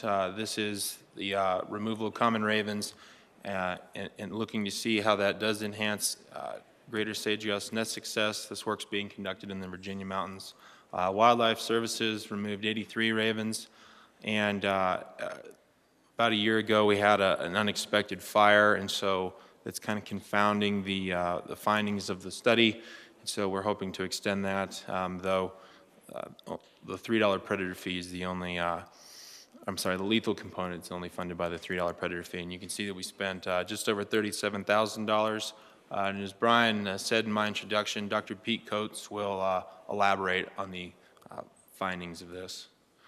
Project 2201, this is the mountain lion removal to protect California bighorn sheep. Bighorn sheep populations are established but not viable, if you will, in units 011 and 013. And so we work with Wildlife Services and private contractors to remove mountain lions in close proximity to those populations. Wildlife Services is currently conducting an environmental assessment on their impacts in the state. It's part of a lawsuit that's come to an end with Wild Earth Guardians, and so they can't work in wilderness and wilderness study areas until after that's completed. So that's one of the reasons we're using both a private contractor and Wildlife Services. We also bought 5 GPS units to attach to bighorn sheep in 011 and an additional 5 in 013. And this is how we monitor those populations for movement and predation. It also makes surveying substantially easier. During the year, Wildlife Services removed 3 lions in 013. A private contractor did not remove any lions and did not find any recent mountain lion sign in 011 during his work.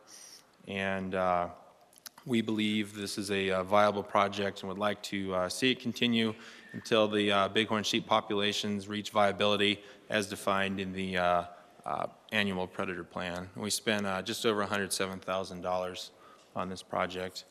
22074 is just the monitoring of Rocky Mountain bighorn sheep with the ability to remove mountain lions if predation becomes an issue.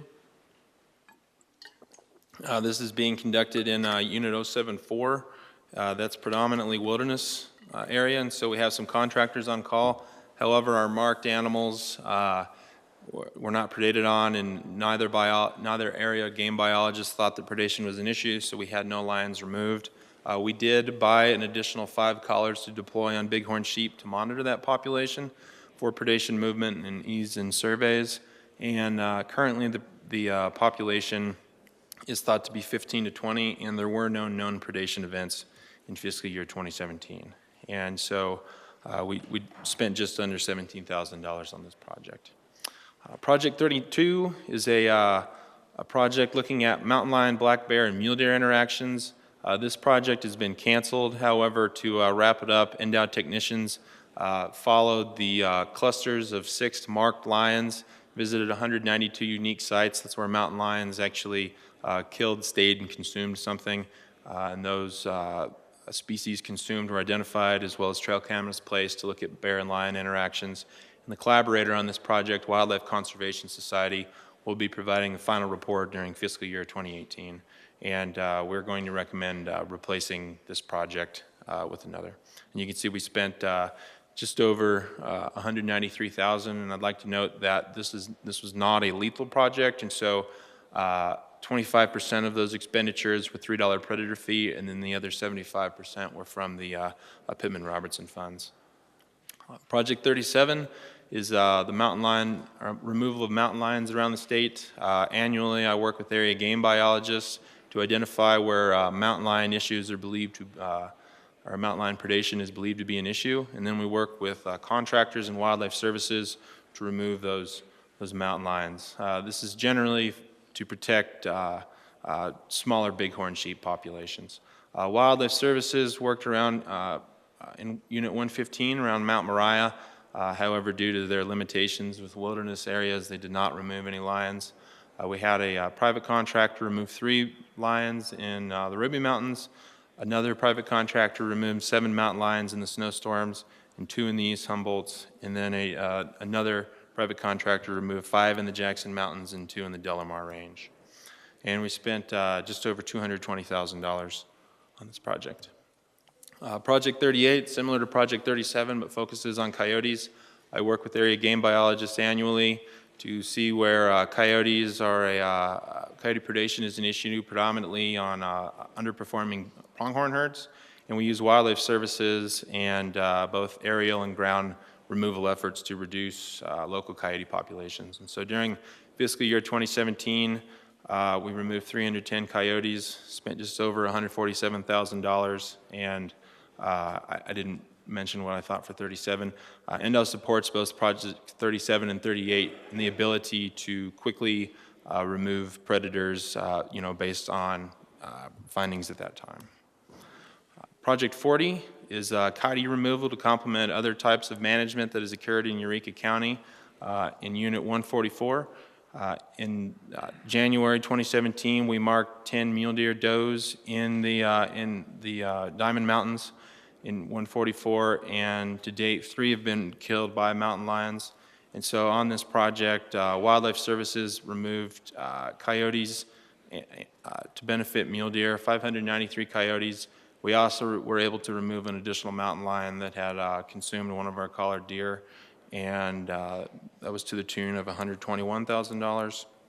And I'd like to note, working with the new area biologist, Clint Garrett, he's identified a slight increase in fawn to adult ratios, improving since 2009, and we do support this project until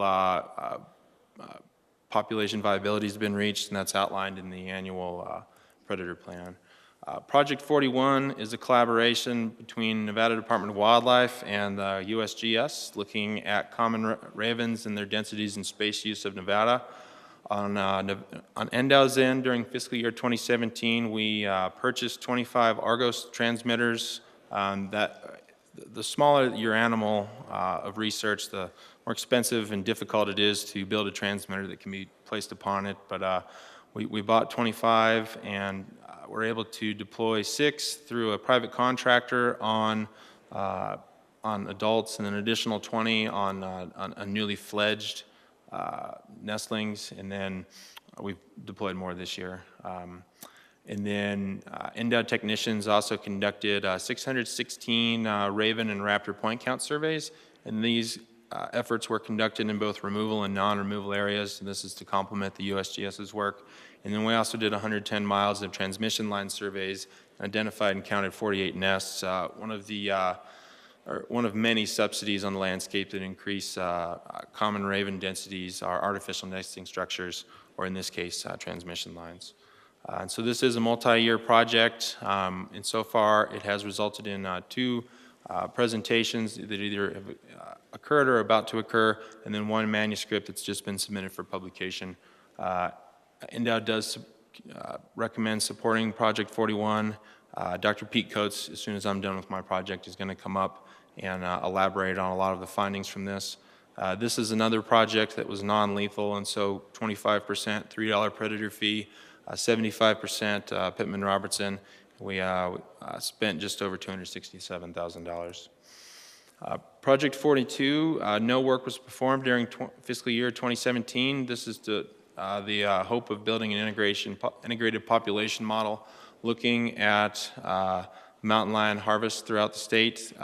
We ironed out some wrinkles with some data sharing agreements. The collaborators for this project now have their data, and we'll have something during fiscal year 2018. And then finally, Project 43, mesopredator removal to protect waterfowl, turkeys, and pheasants on WMAs.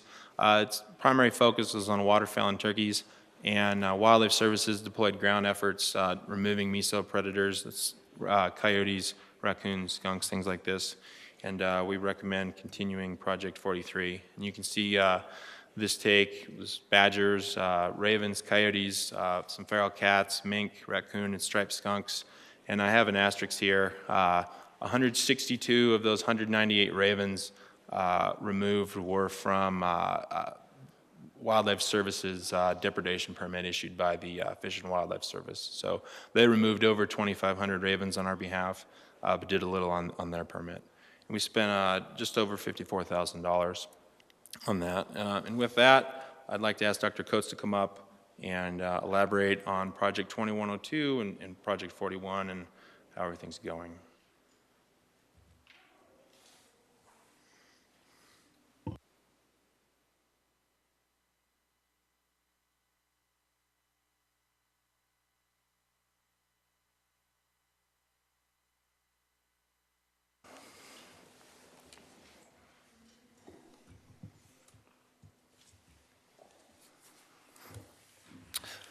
Okay. Well, thank you, Pat. I'd first like to express my appreciation to Nevada Department of Wildlife, Pat Jackson, and Brian for the invitation, the opportunity to speak in front of the commission today. an update on our collaborative projects regarding ravens. I've given this talk a couple of times to the commission, although this is going to be an updated version, new information, some preliminary findings, but I decided to retain some of the background information. Just to refresh your memory, it's been about 7 months since I spoke last time, but just to iterate or reiterate the importance of the work as to what's happening with raven populations in the state of Nevada and beyond throughout the entire Great Basin. And for those of you that weren't able to attend the talk last time, these slides will help identify the issue here. Some of the slides I cut from this background information, so I'd be happy to answer any questions as well. There's quite a bit of science that has been done to this point to understand the issue at hand. When we look at breeding bird surveys that date back to the 60s, and really the information started getting pretty good around the 70s, these are the breeding bird routes, and the size of the points represent the number of birds. The black ones represent no ravens seen at those routes. About 40% of the surveys conducted, ravens were detected, and you could see there were some areas where there were still quite a few ravens. When we jump ahead to somewhat current, this is 2010, this needs to be updated, it's even more so than this, we see that we've doubled the detection of ravens per survey, and even more so, and perhaps more importantly, within those areas where we're finding ravens, the numbers are much, much higher. As you can see, reaching 400 to 500 ravens in some areas of the North America. Now, Nevada is still underrepresented with breeding bird survey. This is up to 2010. There's been a lot more survey routes added, and we're looking at a lot of these data to verify some of the maps I'm going to be showing you today based on our point count information. What we essentially see across the Great Basin as a whole is about a 230% increase in raven numbers. This is using some predictive modeling from those point count surveys, those breeding bird surveys. In some areas of the Great Basin, we're around 600%, 700%. In some areas of the Mojave Desert, up around 1,700% increases. So raven populations are increasing drastically, and it has largely to do with food subsidies like landfills, roadways, cereal crop, and nesting substrates. Artificial nesting substrates, anthropogenic subsidies like power lines, billboards, these types of features on the landscape. You could see this photograph here depicting a treeless environment with a power line running through it, and this really allows now this breeding pair of ravens, which when it's raising these young requires a lot of calories to raise those young, has access now to this entire ecosystem, which it wouldn't have access to. It would be confined to areas with trees or cliff faces back in the distance there. Now, there has been a lot of research at the site level to understand some of these factors. However, there's a lot of site level variation, so it could be misleading just looking at individual sites, but it does provide us with some information as to why raven numbers are increasing so much, and allows us to quantify it. Some studies we've conducted at Idaho National Laboratory, where there are quite a few transmission lines, show that transmission line is an influence on the probability of nesting, as you can see from the curve on the left side. But more importantly, when you couple that with edge or two cover types coming together, like, for example, grass and big sagebrush community, it increases the probability of nesting drastically in that transmission line. These are additive effects, and that's the curve you see on the right side. So trying to understand the cumulative impacts of all the anthropogenic subsidies and also environmental features is what we're really trying to accomplish, and not just at the site level, but across the Great Basin as a whole, so that we have tools to deal with this problem.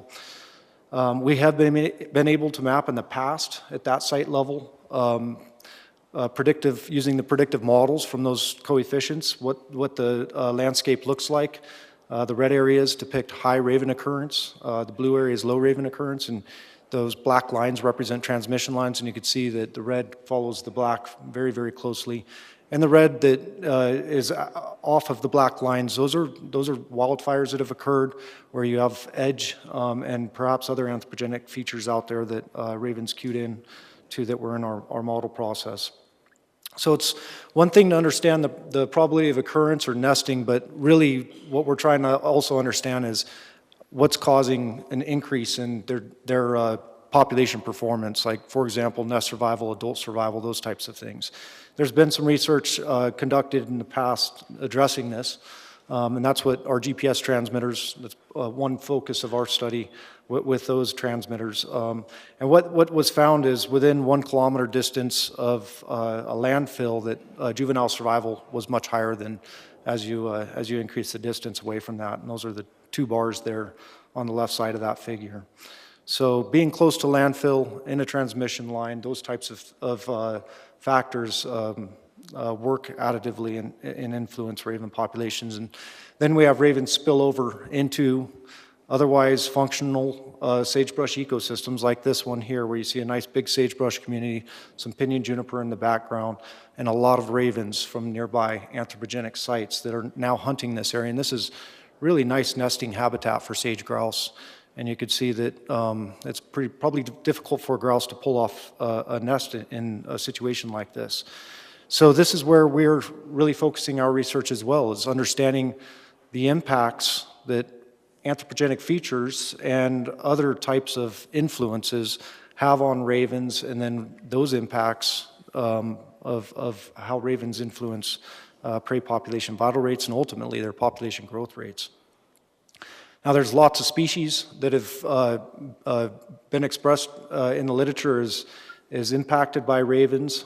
Here's a list. We're putting together a manuscript on this, quantifying or pulling out as much information as we can on the impact source, the potential, whether or not it's threatened and endangered, what states it occurs in, and so forth.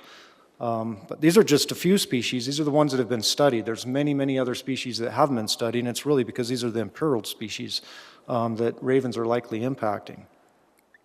When we look at sage grouse specifically, and we have nearly 10 years of video data demonstrating that over half of the nest predations that occur out there, ravens are responsible for.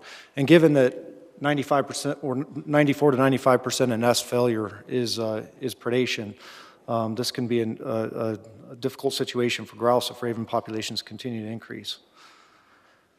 Now, we have also identified some thresholds as to how many ravens on the landscape are needed, and of which it starts to impact sage grouse populations. This curve expresses this, where you have daily survival rate on one axis and raven abundance on another, and as raven abundance increases, you can see daily survival rate decreases. And we've identified a threshold in that curve, which is that bar you see running through those 2 figures, that demonstrates that it's about 0.4 ravens per square kilometer where we start to see an impact on nest survival. When we reach about a raven per square kilometer, we have nearly, according to these data at this particular site, we had all nests fail at that point. So this is going to be an important value I'm going to bring up later when I start talking about landscape scale raven densities that we've been able to map. And you could see that another interesting thing, the 2 plots here. The top one represents nest survival. The second plot there at the bottom is the probability of raven predation. And we captured that from the video work.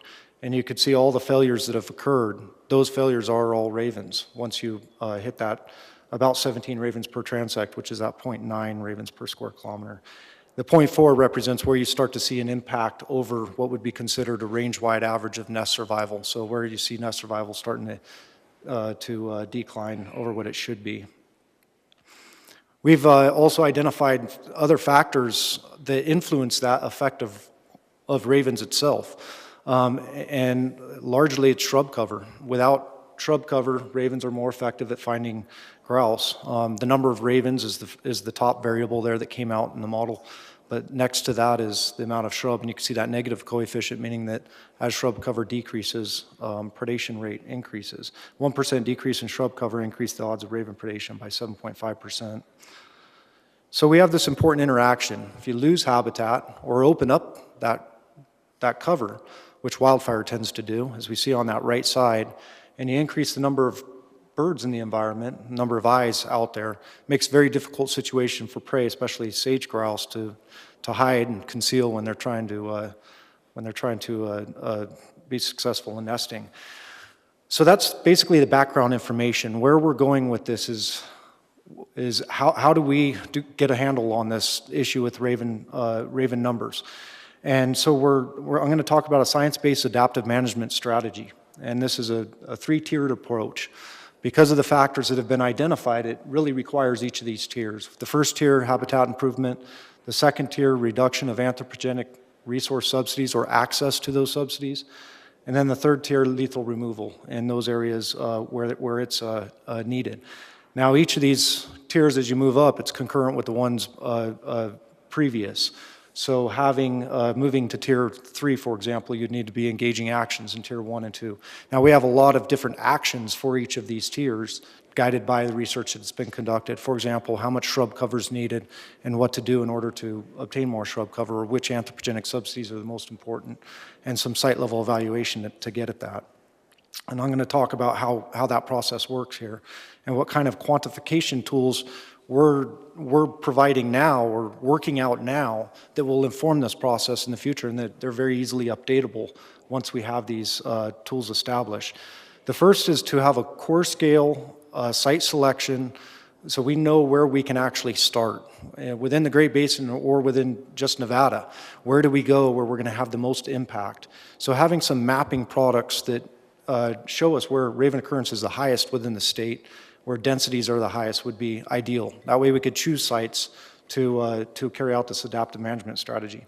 And then at those sites that are chosen, conduct some local scale surveys. Now, we've worked out a rapid survey protocol based on our thousands of surveys that we've conducted, where the information from those surveys are informing a detection function so that you could just go out and do 30 surveys or so and be able to get a reliable density estimate. So this will be nice, because then we'll be able to know how many birds exist within that area and overlap that with sensitive species maps, those types of things, in order to identify which actions are appropriate, and then engage that three-tiered approach, depending on the density of ravens within those sites that comes out of those surveys, and conduct post-management monitoring. So I'm going to talk briefly about each one of these and show where we're at with the products for each one. So the core scale site selection for targeted management actions, the real question here is which areas of the state would benefit from raven management actions. We're looking at two major products. One, a statewide map of raven occurrence. Now, we've actually expanded this to the Great Basin as a whole because there's so much interest in the work that we're doing here in Nevada. And then also a statewide map of raven density. Bringing in other maps, for example, sage grouse nesting habitat maps or any other sensitive species, and overlaying them with these two mapping products gives us even more targeted areas to focus on. I'll show an example of that here coming up. So some of the work we've done, the Great Basin there is in the broader outline, and then Nevada boundaries there. You can see the majority of the surveys occur in Nevada, and we've been able to obtain survey data from other states. We're working with Idaho Department of Fish and Game and Oregon as well, and starting collaboration with Utah to understand this problem at this much larger scale and provide information across state boundaries, because we know ravens are moving across state boundaries. But most of our surveys have been conducted in Nevada, and these have been surveys that have been going on for 5 or 6 years. Quite a bit of funding to do these surveys from other projects, which we're leveraging for the research here on developing these projects. We're bringing in quite a few mapping products, and we're getting much better about what these land cover types are. We have some very high-resolution maps that are being produced from other USGS scientists and from our lab as well on land cover types. We've also brought in a lot of development type maps, transmission lines and so forth. You can see that up in the right corner. Looking at topographic types of variables, elevation. NDVI is a greenness index, which tends to predict occurrence and densities of many animals, so we're bringing in that type of information as well. The right-hand side really just shows the level of information that's going into these products. There's well over 70 variables that we're looking at. So I'm going to now jump into some of the mapping products we've developed. You saw some preliminary results of this last March. Now this is Great Basin wide. Nevada stands out here, and these are a little bit more developed. We have the curves on the right-hand side. These are the different effects, and you can see that that's just a few of them that are informing the spatial layer on the left-hand side. But that spatial layer represents basically a probability of occurrence of ravens on the landscape at a 2.5 kilometer scale. The red regions are the highest probability of occurrence, and the blue are the lowest. And this is an absolute probability. So that basically means that we did some rigorous statistical analyses, occupancy type of analyses, to get at the true probability that a raven is there. I guess one thing to note is there's a lot of red there, and the red represents a probability of 1. Now, we went further into developing tools that would be helpful for Nevada Department of Wildlife and others to understand what can be managed. Essentially, we took all those factors, the anthropogenic factors, and developed a composite variable of those factors. And that's what all the right-hand side column there shows the information that went into this particular map. And this is also a response of raven occurrence, given our 15,000 plus surveys.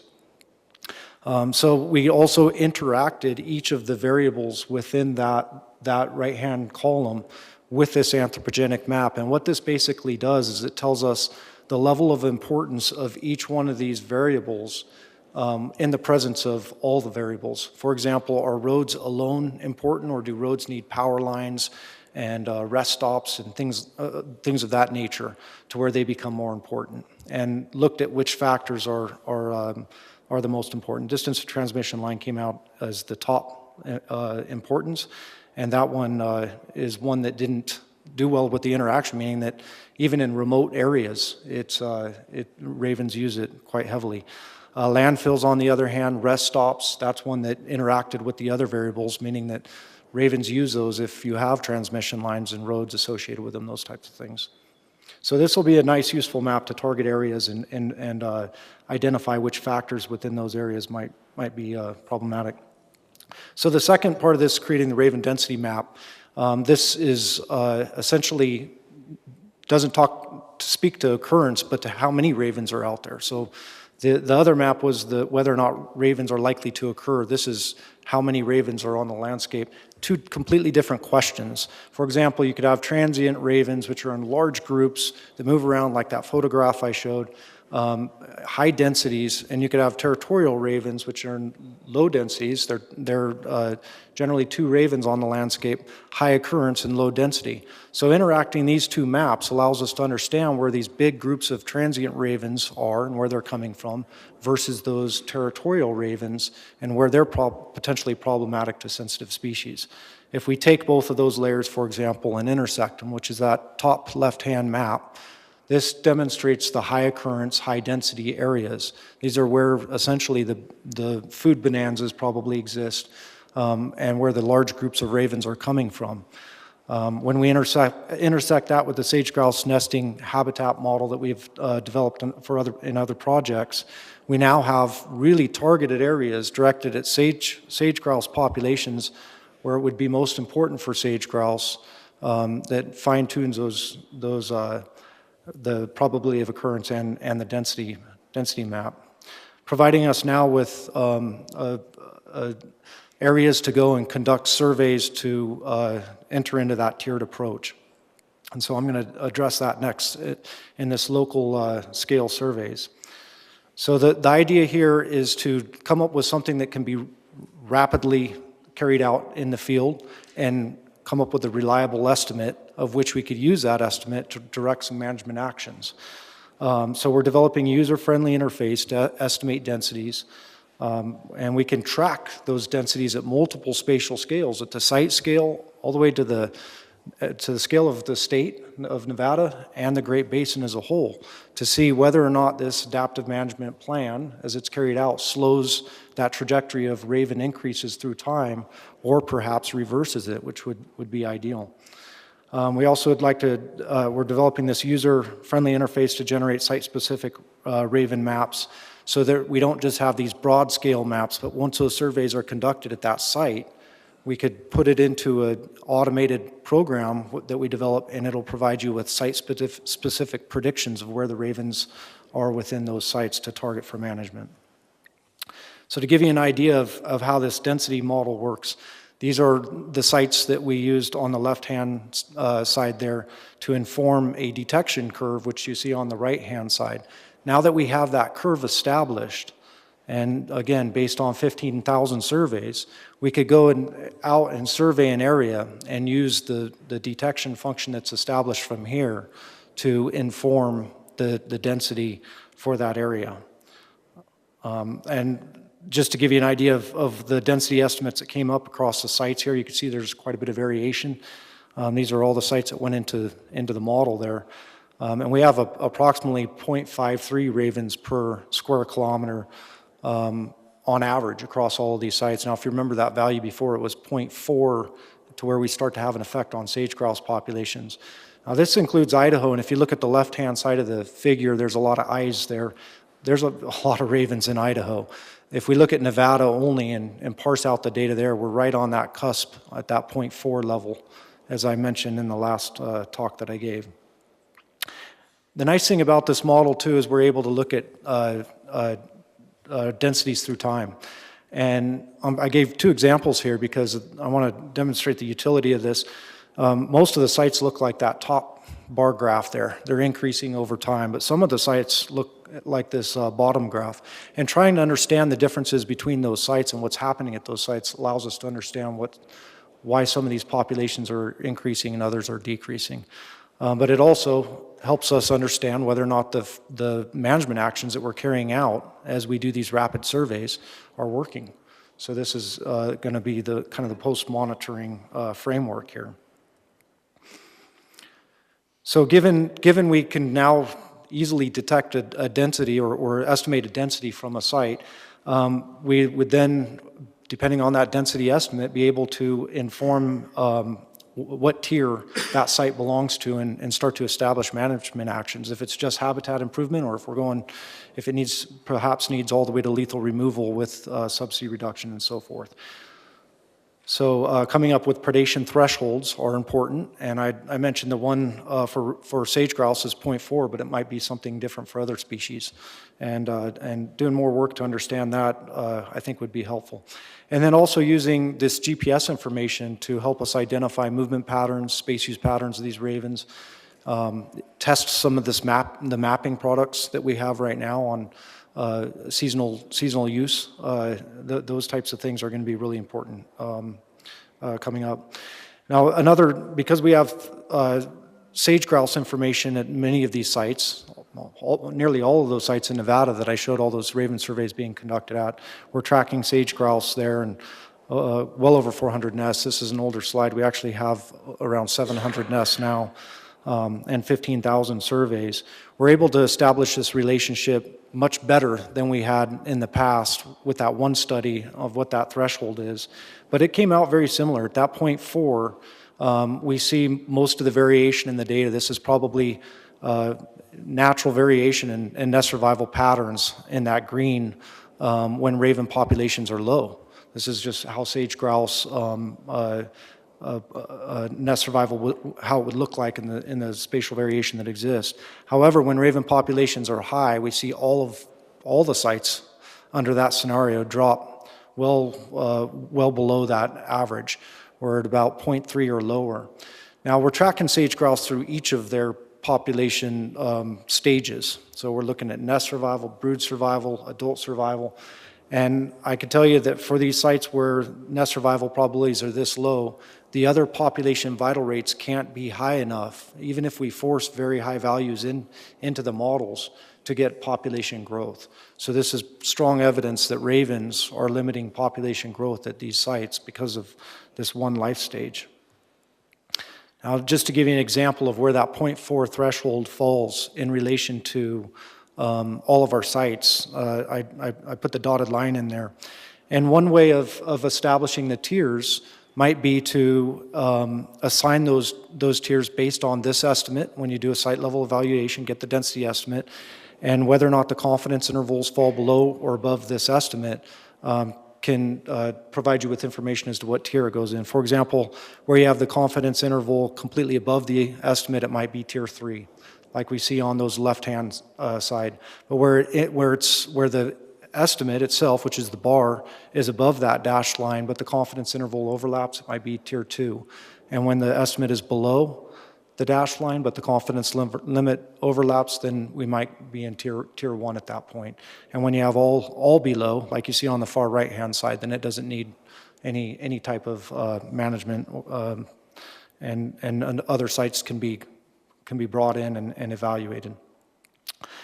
Now, once those surveys are conducted at those individual sites, and we could calculate these site-specific probability of occurrence and density maps to get a little bit more detail about where to go, because it deviates a bit from the broader model. You can see the population level of the broader model on the left and the site-specific model on the right. So this just gives managers more information about where to go, and we're going to automate that. Then we can also assign a value, a threshold to that surface and target specific areas, as you see, kind of click in between these two. So we're not dealing with a heat map so much as areas for management.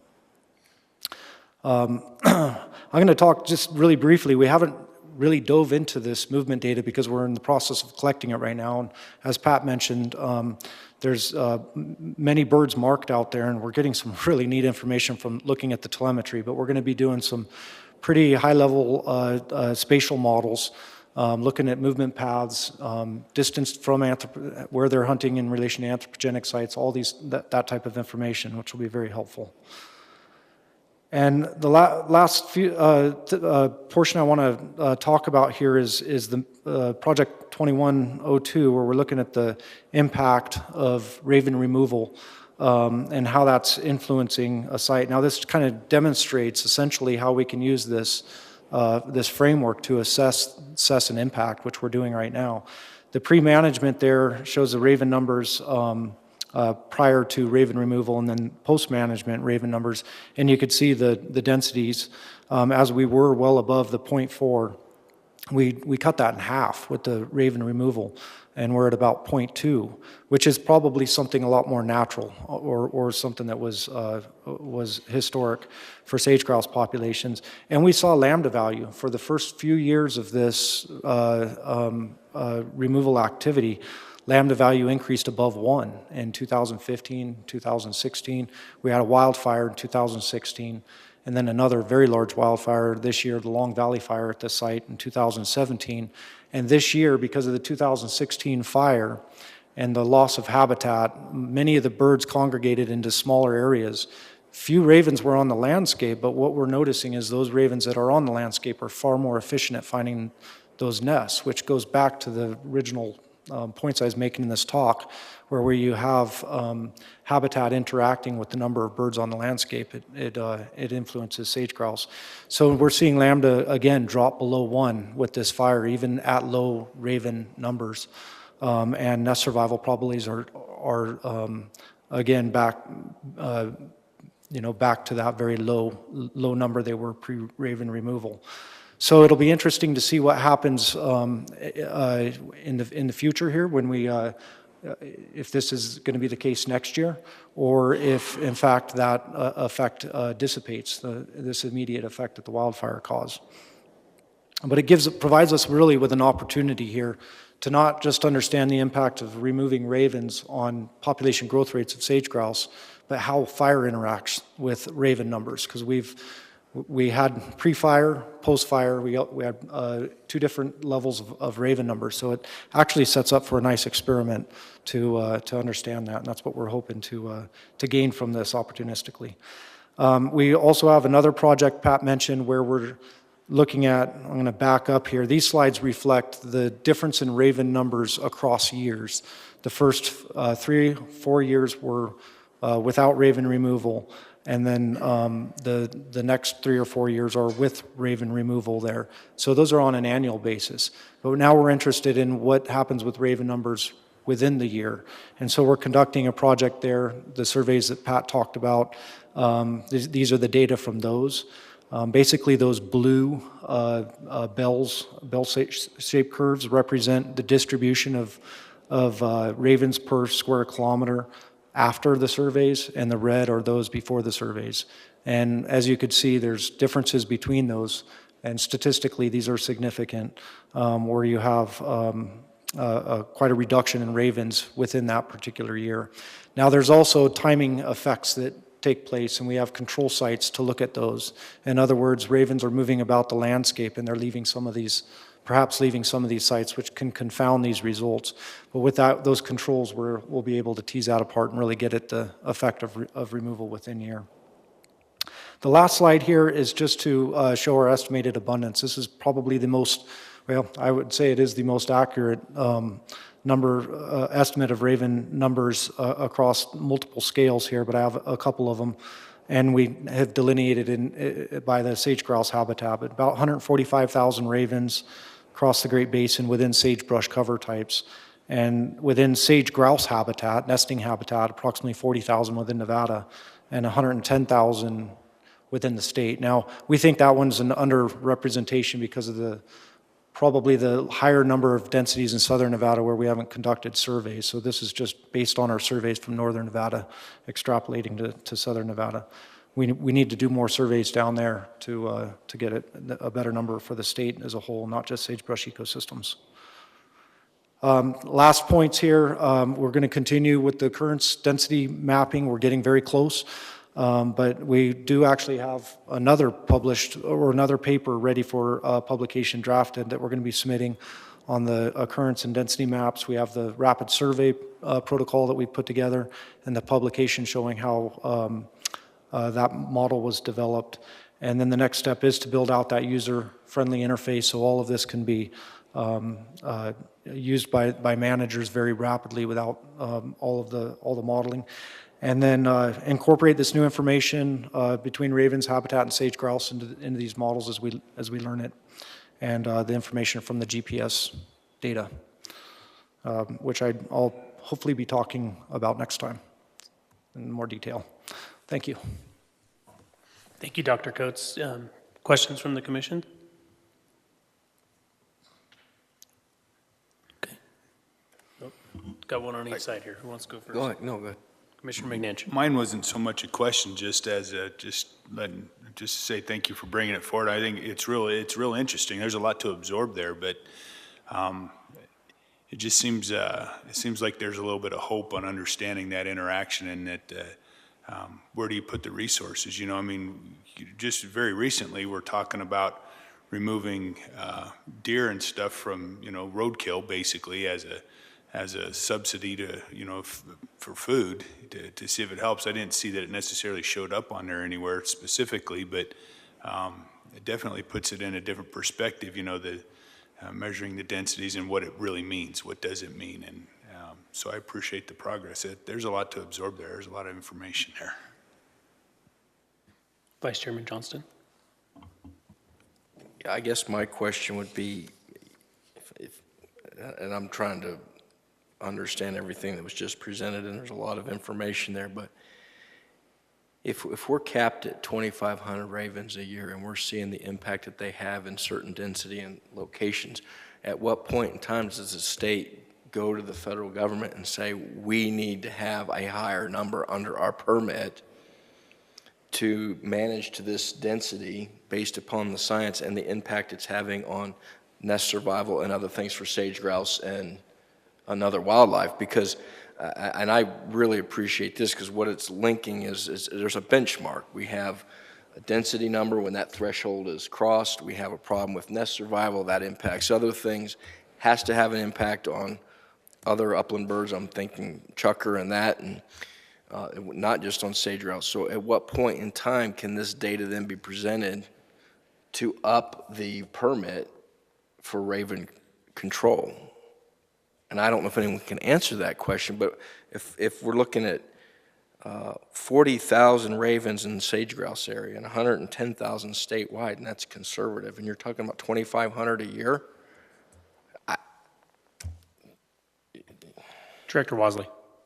Thank you, Mr. Chairman. It's an excellent question, and the answer is almost as complicated as the presentation. The bottom line is now is that time, and it's occurring right now. But I think when you look at 230% increase that we're talking about,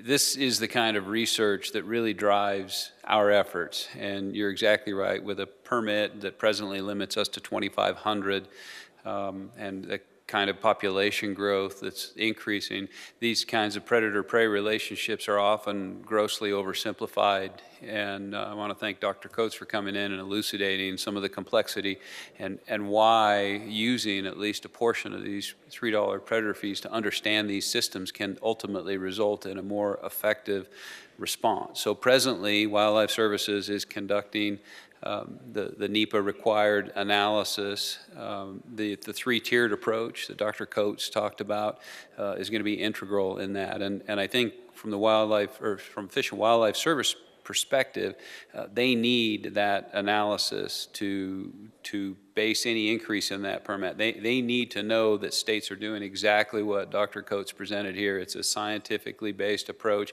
It isn't solely let's spend as much of this money as we can killing these things and then hope we have a benefit. It's truly understanding their density, their distribution on the landscape, and approaching it as strategically and surgically as possible with that three-tiered scientific-based approach to help protect the Fish and Wildlife Service from any legal challenges to that decision at the end of the day. So Game Division Administrator Wakeling and Staff Specialist Jackson are working with Dr. Coates and others on this three-tiered approach.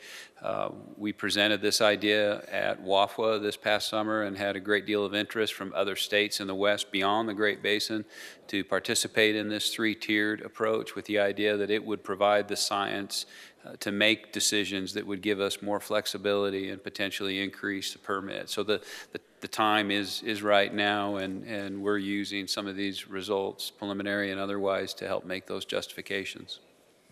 And I guess I'll just reiterate something, and this comes up in the Predator Management Committee, this is why I think, and I've supported in the past, using some of the $3 money to help with these types of studies, because then it gets to the point where you can have a better plan and use it as a tool to, for instance, seek permission to take more than 2,500 ravens and to show the results that can be achieved, rather than, as I guess Director Wasley stole my thunder at this meeting, just taking all of the money, putting it into lethal control with no scientific studies behind it.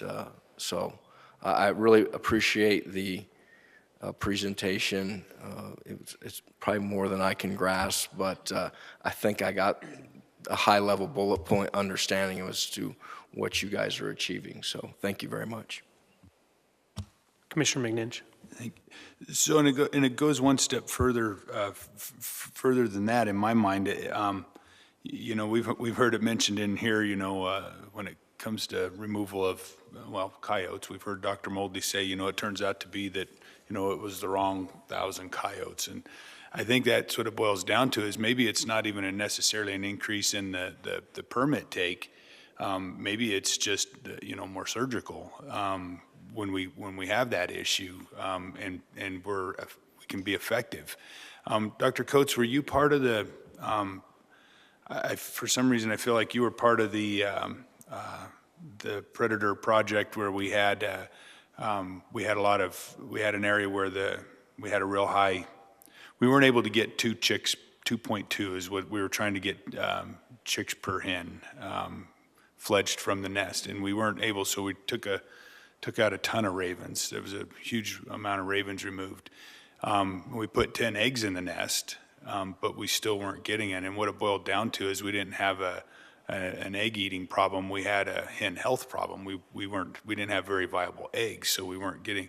And I don't remember if you were part of that, but this has that feel to it too, where we're putting the focus on where the real issues are and what the real problems are. It might take a few steps to get there here and there, but once we get there, we can focus on those things and really be more effective about it. And it takes the edge off of a lot of stuff. So, yeah, this is real interesting today. it'll take a while to absorb. Further questions or comments for Dr. Coates or Mr. Jackson? Okay. Seeing none, thank you again today. That was very informative and helpful to the entire commission, I'm sure. So, thank you.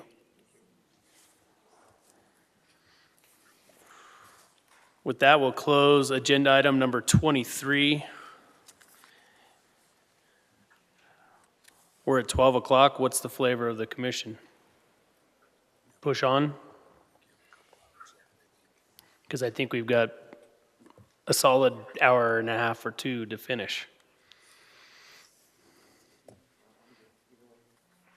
Well, how about this? Let's see if we can get through the reports, and then we'll make a decision before we start with agenda item number 22 on lunch, of push on or have lunch. So with that, we'll take up agenda item number 20B, Department Activity Report, Secretary Tony Wasley. A report will be provided on the department's recent activities. Mr. Wasley. Thank you, Mr. Chairman. I will try to be as brief and succinct as I can be. I'll list 3 to 5 important issues that each of the 7 divisions have been recently dealing with. I'll start with the game division. Pronghorn antelope within the areas affected by the rooster comb and snowstorm fires near Elko were captured between October 23rd to 25th for translocation to tribal jurisdiction within Washington. 98 pronghorn were released on lands managed by the Colville Federated Tribes and 49 on lands managed by the Yakima Tribe. On a related topic, the department received a report detailing the success of sage grouse released from a variety of sources, including 18 from Humboldt County during the fall of 2016 within the Yakima Training Center in Washington. Current estimates within Washington place the bird at 510 individuals, which is below their stated threshold of 610. Resulted in uplisting the species to state endangered status in Washington, and translocations remain a critical component for restoration in Washington state. Muddy Mountain bighorn sheep herd was sampled again for presence of mycoplasma. The sampling occurred during October 20th and 21st, and all 20 samples tested disease-free. Currently, the department is working with Utah Division of Wildlife Resources to determine how a suitable release location can be located.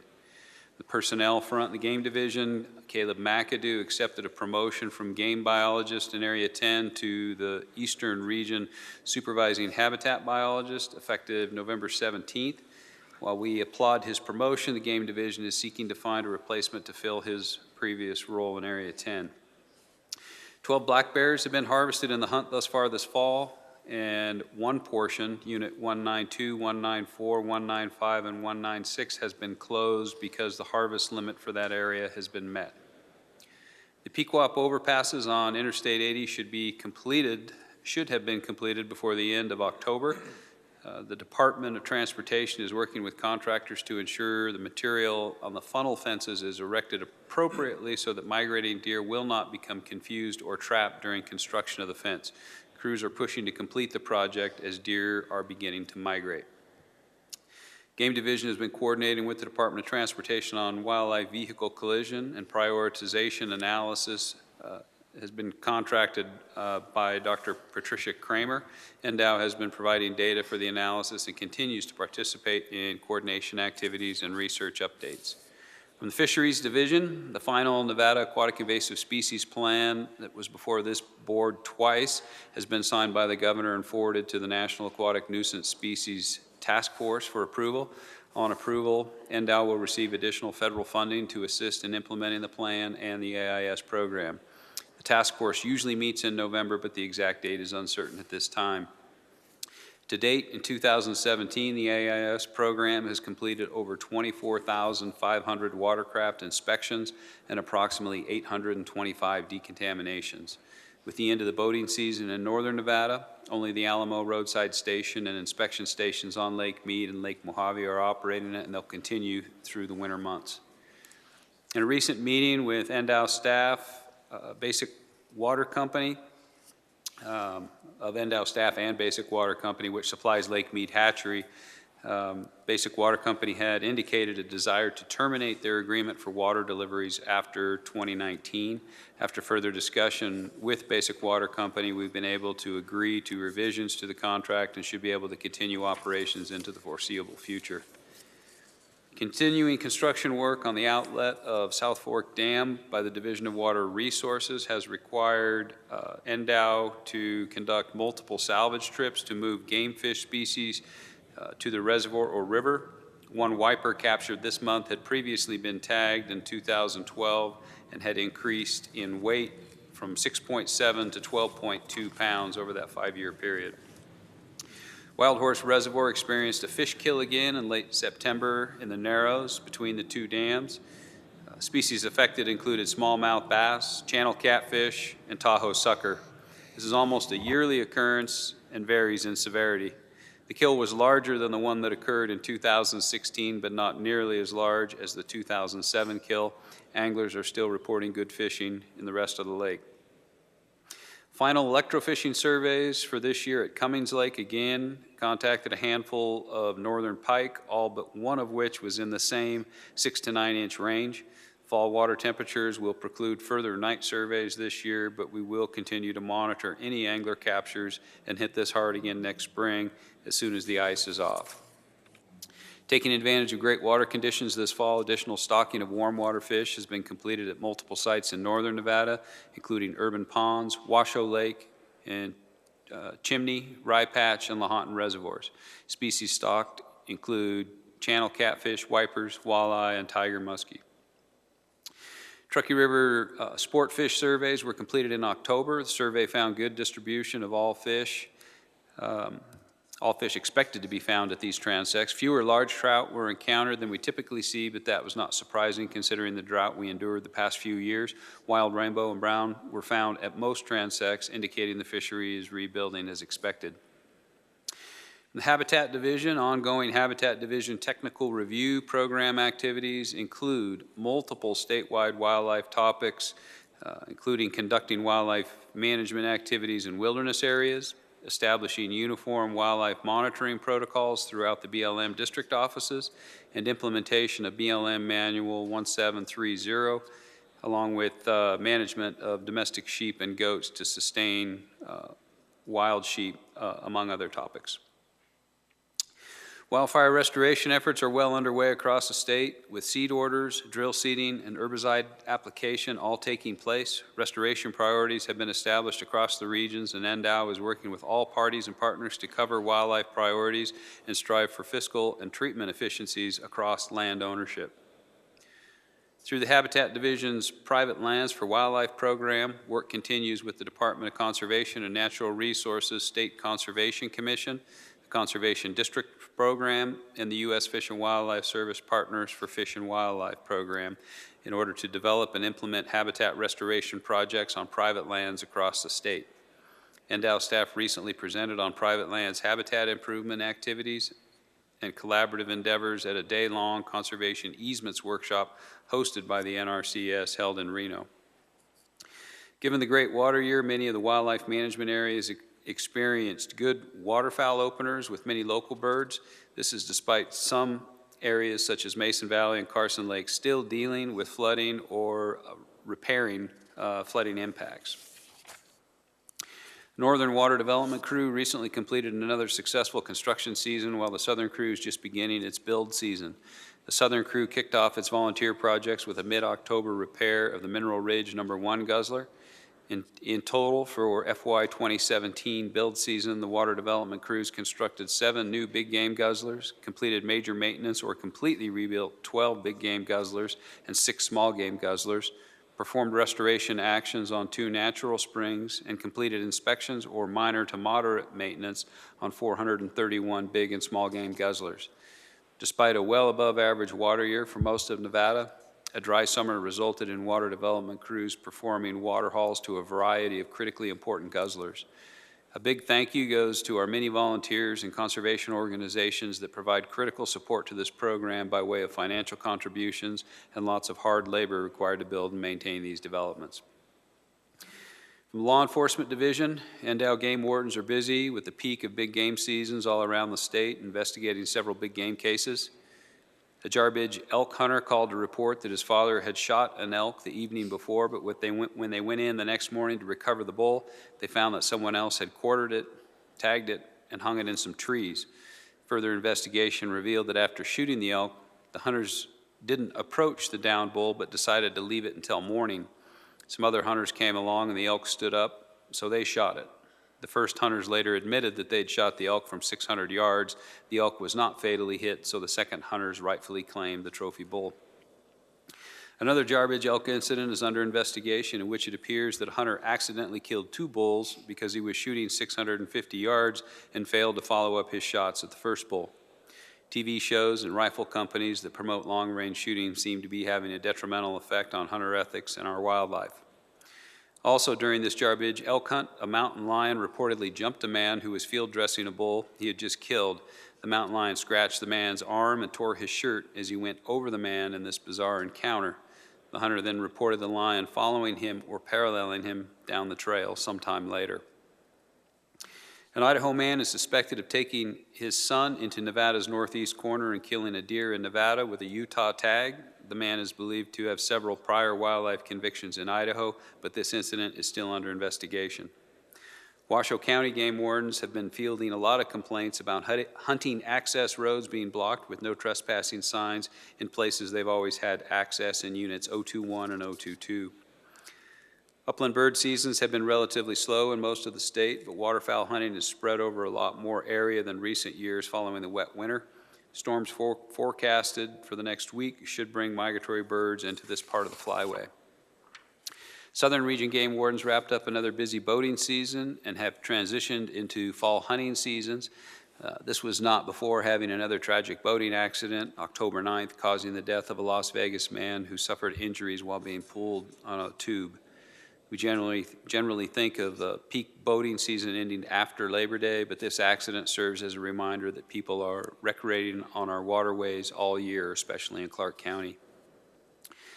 A few items from the Wildlife Diversity Division. The Wildlife Diversity Division has been conducting pica surveys in the Sheldon National Wildlife Refuge for the past week. Surveys were focused on sites not previously visited and on areas that may have not been considered habitat in prior survey efforts. With these fall surveys, much of the extreme northwestern part of Nevada will be completely surveyed, providing a broader understanding of past and present species distributions. Desert tortoises, listed as threatened by the U.S. Fish and Wildlife Service, are part of some of those recovery efforts. Diversity Division is assisting partners with radio tracking translocated desert tortoises at the Clark County large-scale translocation site. The study is focused on evaluating the impacts to resident tortoises as new animals are introduced to ensure management decisions are not inadvertently negatively impacting healthy populations. Diversity staff has been providing a number of trainings and outreach talks over the past month or so. 2 talks were provided on golden eagles and impacts from renewable energy. Training was provided on rattlesnakes and their identification. Several educational talks were provided on bats. They provided an informational booth at the Nevada Wild and Scenic Film Festival and provided a talk on the Wildlife Action Plan. The month of October is associated with bats due to Halloween, and we often do focused outreach work during this time. In an ironic twist, the Diversity Division has been dealing with several different and unexpected bat issues this month, including a colony of bats at the Laxalt building here in Carson City and a potential colony at the Lawler Event Center at the University of Nevada, Reno. Construction work being conducted on the roof of the event center has disturbed either a resident or transient colony of Mexican free-tailed bats. Bats have been observed flying through the arena, even during sporting events, with the university issuing a warning to ticket holders at last Saturday's men's basketball game. This species of bat is migratory and should be leaving the area in the coming weeks as the weather turns colder. In the meantime, we're working with the university to allow trap bats to leave the arena and trying to understand where the bats are entering and exiting. The Conservation Education Division, Conservation Education staff manned a booth at the statewide 4-H shooting sports competition in Elko with approximately 100 competitors and their families in attendance. Staff also had 2 booths with a focus on raptors and skins and skulls with emphasis on inherited traits at the Sage Elementary 5th grade Environmental Education Day. On September 28, staff set up 4 stations at the Pleasant Valley Elementary Fish Week event: micro table, life cycle of a trout, anatomy of a rainbow trout, and design your own trout, along with Learn to Fish. We had 650 kids in attendance from developmental pre-K to 6th grade. All were taught how to fish. Staff assisted Marvin Piccolo Elementary School special needs students fishing at Maryland's Pond on September 29th. University of Nevada, Reno Field Day was held on September 30th, and staff set up a macroinvertebrate tank and taught casting, spinning fishing rods, and handed out educational materials to over 1,000 people in attendance. Staff has conducted a basic archery instructor course at the Clark County Shooting Complex. National Archery in the Schools program activity is picked up with the return of kids to school, and early planning for the annual state tournament is underway. From the Data Information Technology Division, Ndow has begun testing the new agency management system you heard about today, AMS, that will manage our customer database, internal and licensed agent point-of-sale platform, and volunteer tracking system. Testing has been focused on administrative functionality so far, but will soon expand to all aspects of the platform. The License Office is working to ensure all Coast Guard required updates to vessel titling documentation will be implemented under the new CalComI AMS system. And the License Office is developing a rollout plan for getting licensed agents the new point-of-sale equipment the first week of January. This plan will include on-site visits to our agents and hands-on assistance to get agents functioning as quickly as possible. 2018 AIS decals and 2018 boat registration decals have been ordered and received. 2018 boat registrations should be available for online and in-person purchase on November 20. And lastly, from the Director's Office, during the development of the department's new strategic plan, we're also creating a strategic plan overview. The overview will be shared with the public as well as the Commission, and is intended to be a quick read highlighting our focus areas. The Director's Office continues to provide guidance and support to the license simplification implementation efforts. As usual, the Director's Office has been extremely busy handling a significant volume of public records requests. The Department is preparing for our biennial Supervisors Conference. The conference will be held January 10th through the 12th at the Peppermill in Reno. We have a robust agenda planned, which includes customer service related items, sound governance on wildlife management, as well as human dimensions and meeting public expectations. U.S. Department of Interior has published a formal notice of intent to amend the Greater Sage Grouse Resource Management Plan. It's ramped up meetings with DOI staff, congressional delegates, as well as interagency coordination with sister agencies in the state. The Department continues to remain engaged in discussions with the Alliance for America's Fish and Wildlife Steering Committee as we prepare for the imminent introduction of the Recovery of America's Wildlife Act in the House of Representatives, and that introduction is expected to occur as early next week. So we'll keep the Commission apprised of that. And lastly, I want to just provide an update on a few items that this Commission has previously taken action on that were recently acted upon by the Legislative Commission. The Legislative Commission met on September 21st and approved Commission General Regulation 466, the Partnership in Wildlife Drawing, and Commission General Regulation 471, closure of the Truckee River to motorized vessels. Commission General Regulation 466 defined the term main drawing, revises the order in which the Silver State tag drawing, PIW tag drawing, and main tag drawings were conducted, authorizes an applicant for a non-resident restricted deer tag to apply for a non-resident deer tag in the PIW tag drawing and the Silver State tag drawing in the same year, and revises the big game return card questionnaire deadline from 5 p.m. to 11 p.m. I believe you recall the Commission General Regulation 471 revises provisions relating to the operation of certain watercraft on waters of this state, authorizes only vessels without motors on certain portions of the Truckee River from the California-Nevada state line to the point where the river enters Pyramid Lake Indian Reservation, and provides an exception to the restrictions to all such specified waters and to any vessel that is owned, operated, or used for official purposes by a federal, state, or local government entity, or any vessel operating pursuant to a permit for a marine event that is requested by a federal, state, or local government entity. Mr. Chairman, that concludes the department activity report. Thank you. Thank you, Director Wasley. Any questions from the commission for Director Wasley? Commissioner McNinch. Thank you, Mr. Chairman. Tony, just real quick, when you kind of alluded to the, I think you were alluding to the potential changes to the sagebrush conservation planning efforts and the plan. Maybe this isn't the right place to ask for it, so I'll just plant the seed. Is it something that we need to take an action on as a commission, take a position on, letter to our delegates, or to our representatives or something along those lines? That's a good question. As you know, there is a delegate of this body that represents this body on the state Sagebrush Ecosystem Council. What this notice of intent means is that the Department of Interior, under a new administration, is exercising their rights and scrutinizing a decision that was made late in the previous administration, and is giving states an opportunity to, in their words, have a larger role in determining the outcome of that land use plan.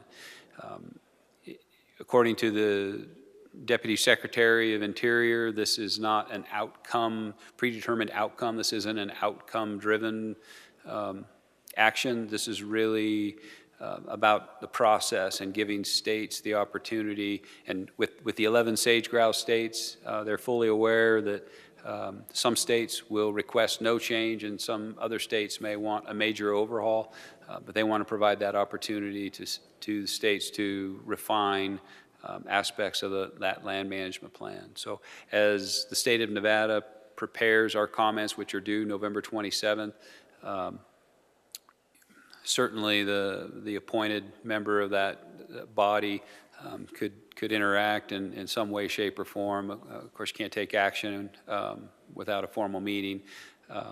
But I think, having been party to those conversations, I think that with the range of state perspectives that are being offered from some states that want no change and some states that want a major overhaul, I see Nevada being somewhere in the middle. I'm hopeful that the outcome will provide us, I guess, more flexibility and incorporation of our state's conservation credit system in moving forward with that land use plan. Okay, so maybe that representative can find some time to come sit down with you for a few minutes and get up to speed on a little bit more. I'll be glad to do that. Thank you, Director Wasley. Further questions or comments? Seeing none, we'll close agenda item 20B. Open agenda item 20C, litigation report, Deputy Attorney General Joshua Woodbury. The status report will be provided on litigation. Mr. Woodbury. Thank you, Commissioner. Joshua Woodbury, Deputy Attorney General. We have 6 litigation items listed in the written litigation report.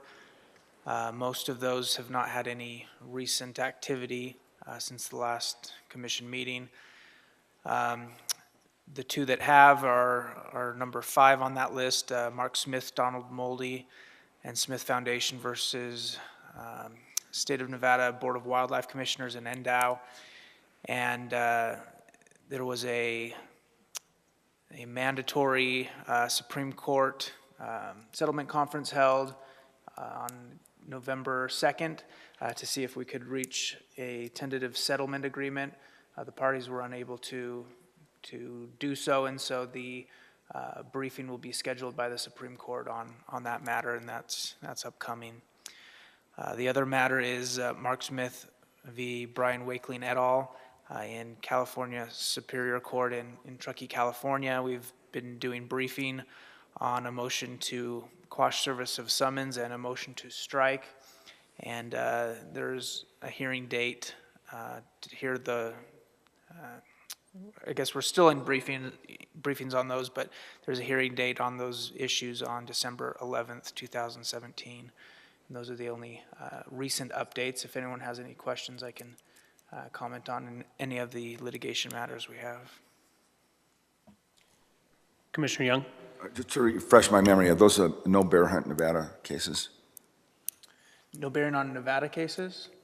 The Mark Smith, Donald Moldy versus Smith Board of Wildlife Commissioners in Ndow is dealing with a regulation that was put in place on trapping and the visitation of traps. Okay.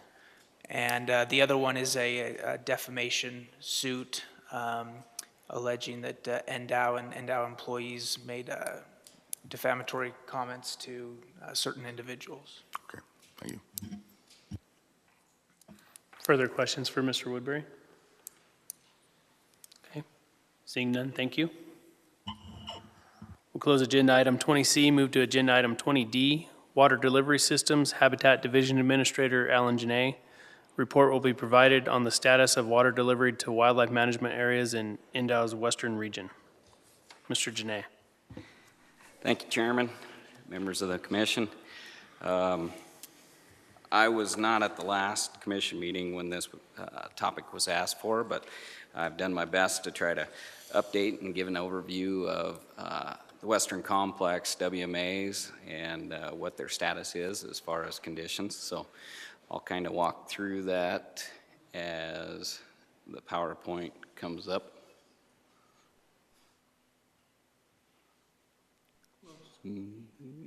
There we go.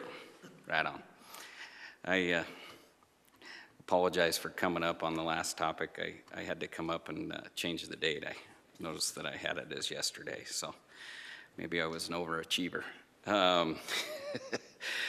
So looking at the wildlife management areas across the state, we do have 11 designated WMAs. They encompass about 120,000 acres. Primarily, they are wetland and waterfowl areas, with the exception of the Bruno. The Bruno is much more upland, a little bit of riparian that goes through the bottom. Within the Western Complex, we have Alkali Lake, which is down kind of near Wellington. We've got the Fernley WMA, which is kind of self-explanatory. The Humboldt WMA, which is up just west of Lovelock. And then we've got Mason Valley, which is down near Yerington. Scripps, which is just north of us here, up between Big Washoe and Little Washoe. And then one that I did include that we have not yet taken full ownership of, but we do have management agreement on, is Carson Lake and Pasture.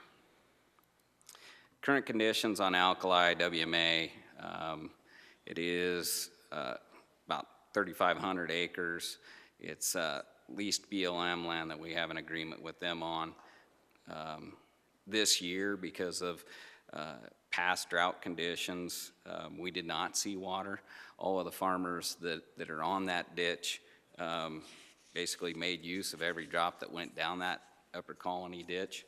And so we did not see any movement of water down to us this year, so that remains dry.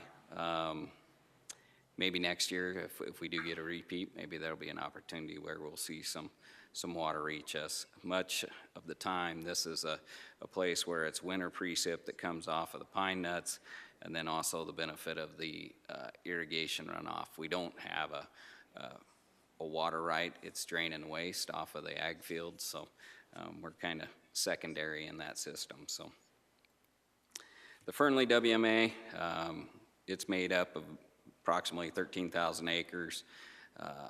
5,353 of those are state acres. The others are BOR acres that we have an agreement with.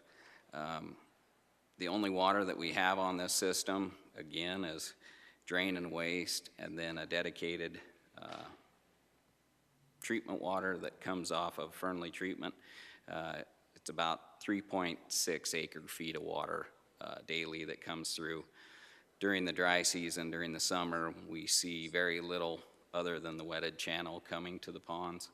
And then as we start to see winter precip, then we start to see, lower evaporation rates, but also increased water moving through the treatment system. And so you'll start to see the ponds fill up. And so we haven't seen it yet, but maybe this weekend we'll start to see some improvements on those conditions there. At the Humboldt WMA, This is up just the west side of Lovelock. This is about a 36,000 acre area. Again, this is a system that is, we have water rights, but unfortunately they are just drain and waste. So they're basically a byproduct of the agricultural crops.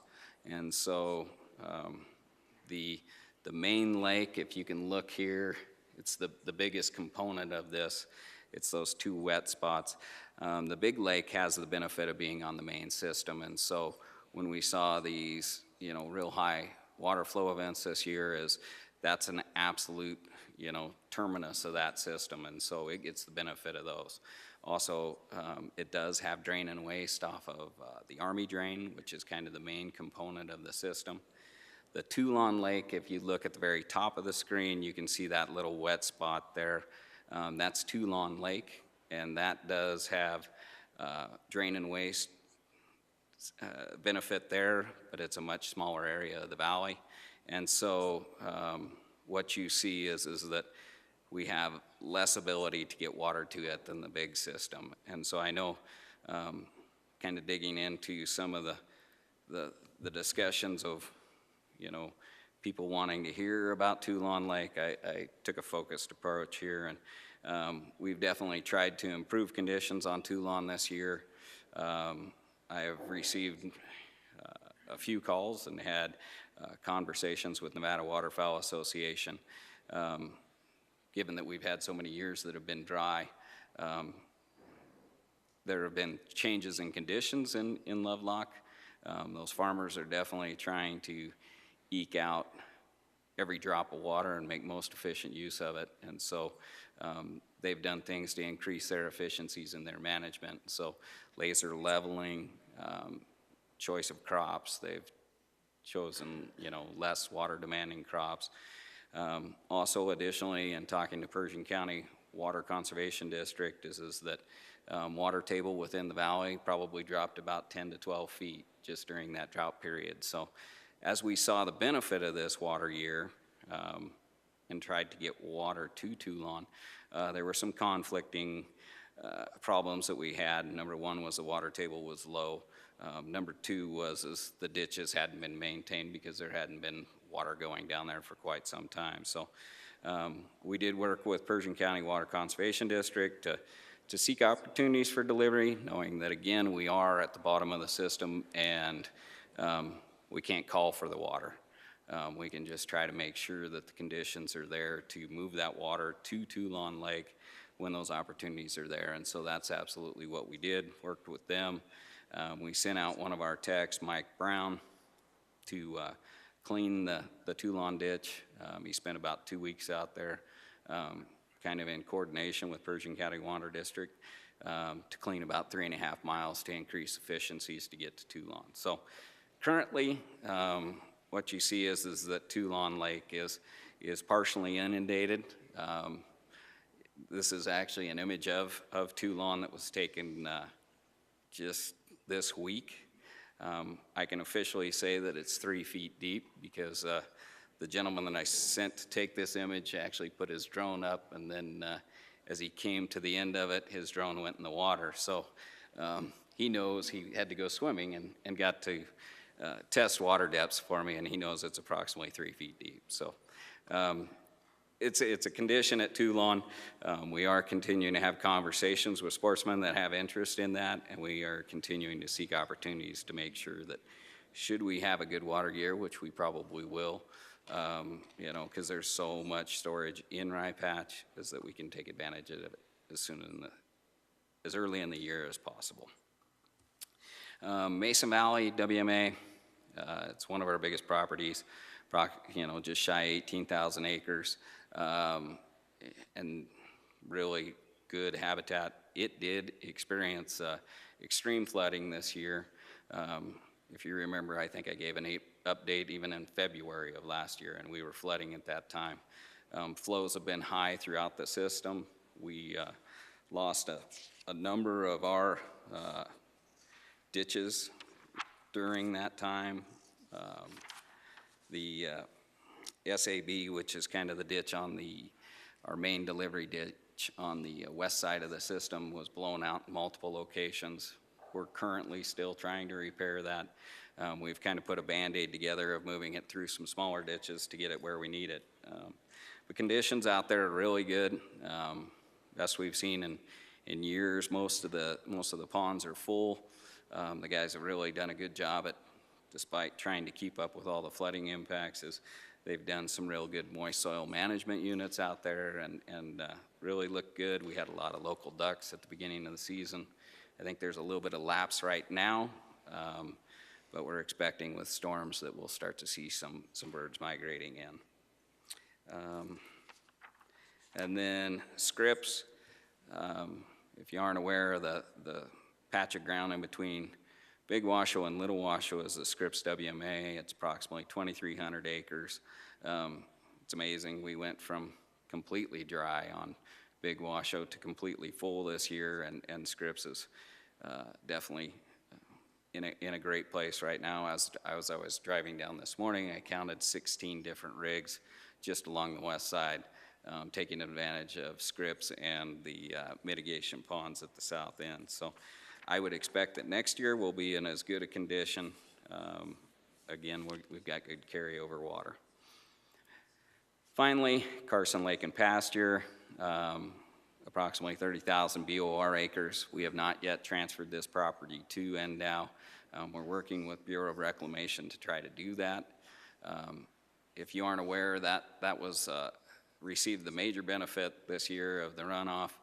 They actually, to try to avoid impacts to Fallon, they diverted the water flow out of Lahontan to actually go out into the desert, go south of town, and it actually ended up going through Carson Lake and Pasture, and then they did the big ditch, which then connected out onto the Stillwater and out onto the sink out there. And currently we're almost completely full still. We've taken the benefit of that, of not having to call on our water to try to improve conditions at Stillwater, and called on that water to be delivered to there to improve hunting conditions at Stillwater as well, because we didn't have a need for it. We've got minimal access there because of we're so full at Carson Lake and Pasture. If we end up with a year like last year, or even anything close to it, we may see, this issue again of limited capacity within Lahontan. They've got, I think they're only 50,000 acres under full at Lahontan right now, and so it won't take much of a winter year to push them right back up and have to strive for outlets within their system. So that's kind of the conditions on the Western Complex. I hope that addresses the questions that were being rallied in question of this. So with that, I'll stand for questions. Questions for Mr. Janae?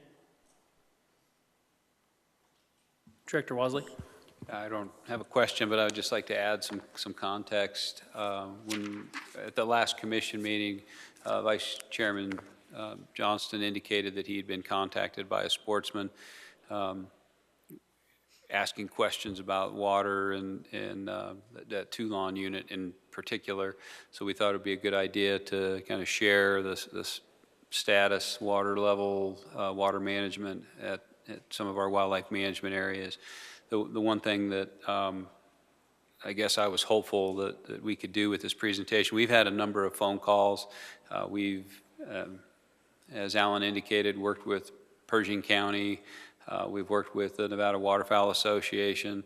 We've met with the state water engineer. And the one thing that I want to make certain is that we aren't being indifferent or irresponsible in terms of the water rights that we have or the opportunities that we have to get water where people would like it to be. There are a number of challenges. Some of those challenges include the farming practices, the chosen crops, the laser leveling. Some of those challenges include current water table conditions, current ditch conditions, the wetting required of those surfaces.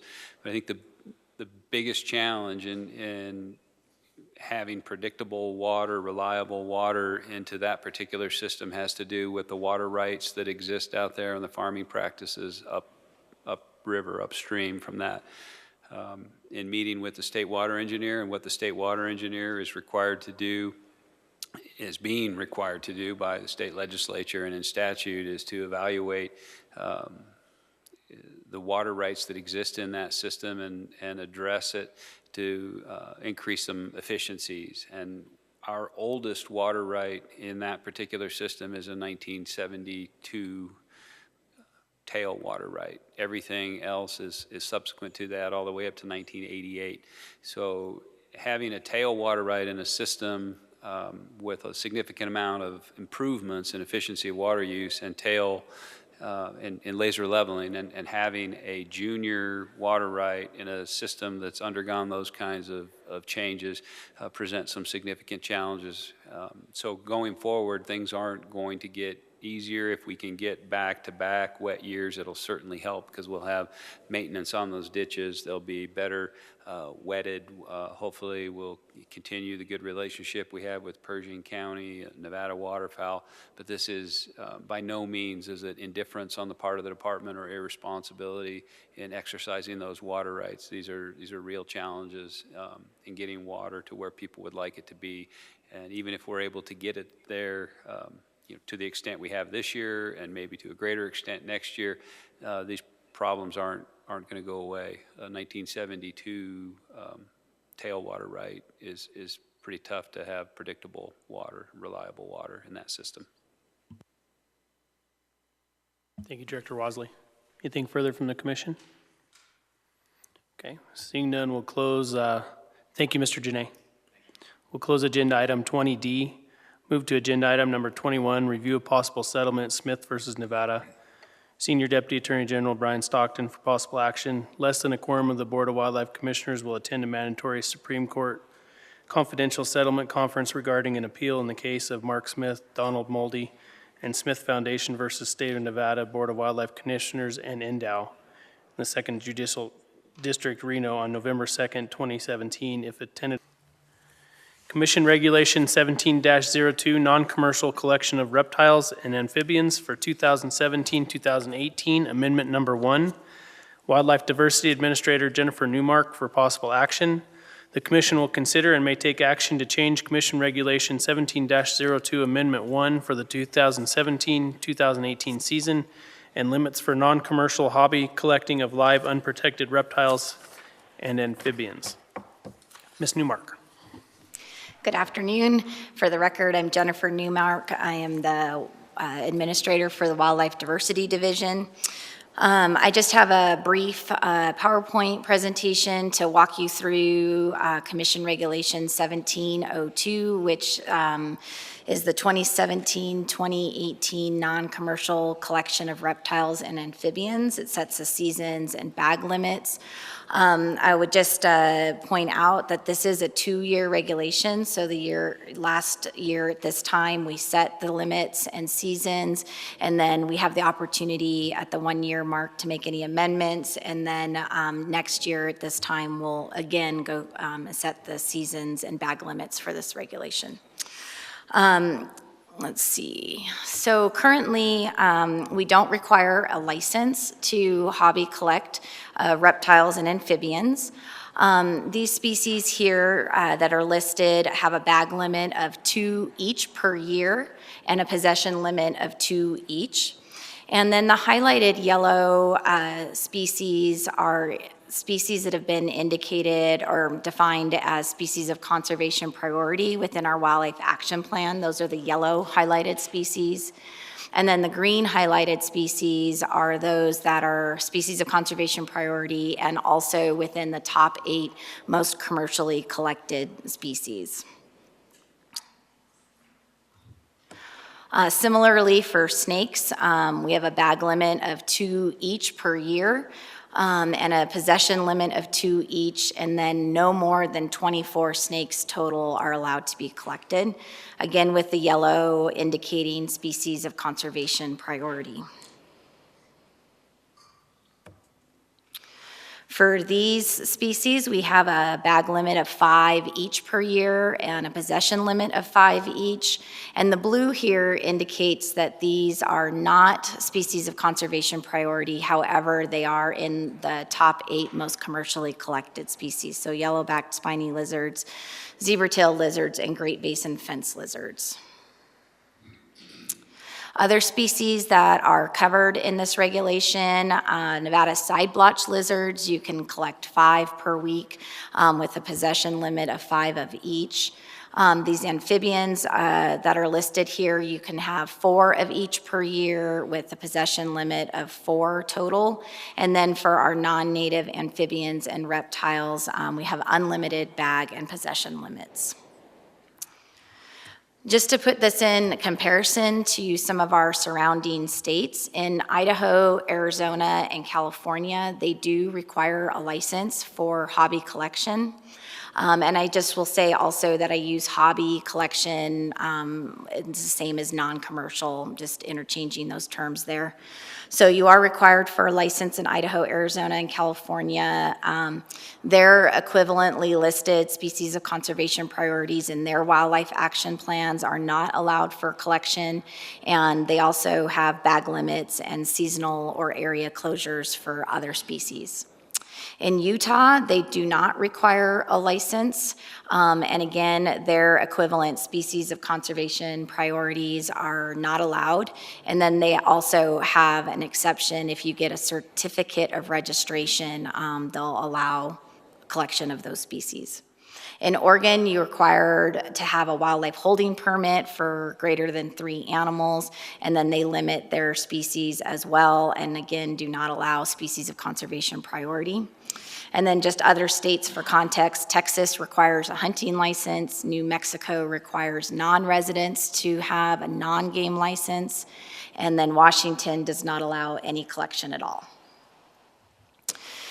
Looking at Nevada in relation to that, we do not require a license for hobby collection. About 50% of our species of conservation priority are allowed. However, our bag and possession limits are moderate to relatively strict in comparison to those other states.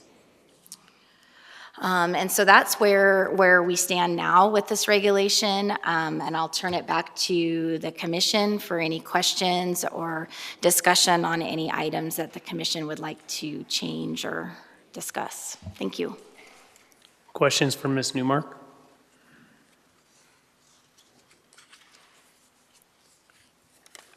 I guess I had a question. So what was in our packet was amendment number 1 to what's on the books for 2017, 2018. Was anything amended? No, nothing was amended. This was just to bring forward to you the opportunity for you to make any changes that the commission thought would be appropriate. Ms. Newmark, after our last meeting, do you have any concerns with these bag limits or possession limits? Since the last meeting, I have talked with staff about these, and at the current time, I do not have any concerns. I think over the next year, we'll be working with our hobby collectors to get a better understanding of maybe some of their concerns or their activities on the landscape. Personally, I'm comfortable with it, but again, it's up to the commission. If there's any discomfort, I'm happy to discuss that. Commissioner McNinch? So if somebody, when they go, I mean, with all this stuff on the table, it brings up thoughts and questions. So if somebody goes out and collects, 24 snakes and 2 of each, 12 different species, and they get tired of 2 or 3 species, do they go out, do they just go out and turn them loose, or do they ride out the rest of their lives? What do they do to go out and get 2, you see what I'm asking? I do. Speculation completely on my part. My guess is that they mostly would just return them to the wild. I think one of the points here is we don't have, without having a license, we don't have a way to track what that activity is. However, we work with a lot of the hobbyists that we know of, and it doesn't seem to be that they have 24 snakes usually in possession. Most of the people who maintain reptiles are fairly knowledgeable and will keep them for, I'm assuming, for the life of the reptile. I think, in the case of, kids going out and collecting reptiles, they generally keep them for a little while and then release them. Again, that's complete speculation, though, on my part. Commissioner East. Jennifer, how are you monitoring how many are in possession? Is there any way to monitor? So that would be a great question for law enforcement, and if they have any input, they can, add to my answer. But, a lot of it would be just when they see them in the field, checking them to see what's in possession. And that would be the way that you would enforce it. Because we do not have a license requirement, we don't have any reporting requirement, it would be opportunistic. Again, working with the hobbyists that we have within our network, they do a lot of volunteer work for us, so we get a lot of anecdotal information about how much is being collected or how much is being impacted. But again, it's anecdotal. Okay. All right, thanks. Further commission questions or comments for Ms. Newmark? Commissioner Valentine? Just a comment, when I came on the commission 3 years ago, I guess, one of the surprising things was this was one of the first items on the agenda that I looked at. And I was personally very surprised that we even had a quota for lizards and snakes in the state of Nevada, because I know as a young man, I exceeded these bag limits several times in my lifetime. And that's just a comment that I thought was appropriate.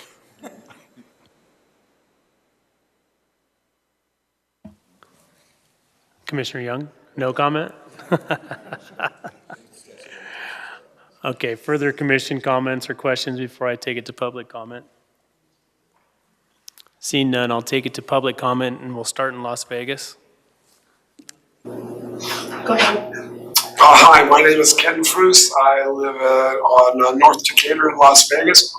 I would like you guys to go ahead and approve the regulation as it stands. It's stood this way for almost 20 years. When I first introduced this regulation back in the good old days, we figured 2 reptiles per species was a nice limit to have for private use, and I think it should be kept just the way it is. Thank you. Thank you. Further public comment in Las Vegas? Yeah, my name is Joshua Coward. I live in Las Vegas, 89123. I would like to just also agree to that we keep this law the way it is and we don't make changes to it. I just want to remind everybody that, like your fellow board members spoke about, that this is a stepping stone for kids. Are we still on? Yes, we can still hear you. Okay, sorry, you blacked out. We can't see you at this point. It's fine. That's okay, as long as I can hear us. Right. We can still hear you. Continue. Oh, okay. So I just want to remind everybody, this keeping reptiles is really a stepping stone for most kids growing up, especially ones that like to go into sciences, biology, herpetology, zoology. They start out, this is as keeping these reptiles, maybe keeping these snakes. I did personally. I now run multiple groups and part of multiple associations that help with keeping reptiles and educating children for the future on these animals. So I would just like to encourage you to allow us to keep moving forward and having this as part of our education for the future of our kids.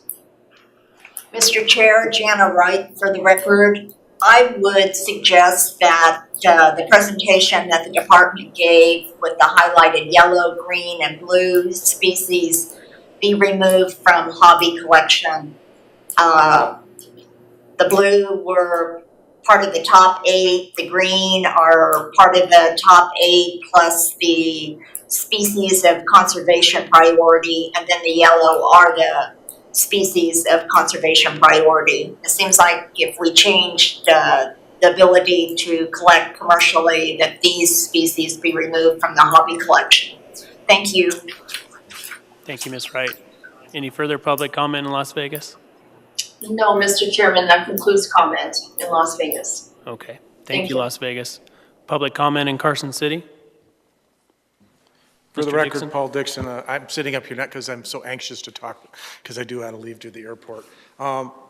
When Joe Barnes came to my CAB meeting and presented basically what Jennifer presented to all of you guys, several things came out of that conversation. One of them is we think a hobbyist collection, and we think, oh, just a couple of hobbyists.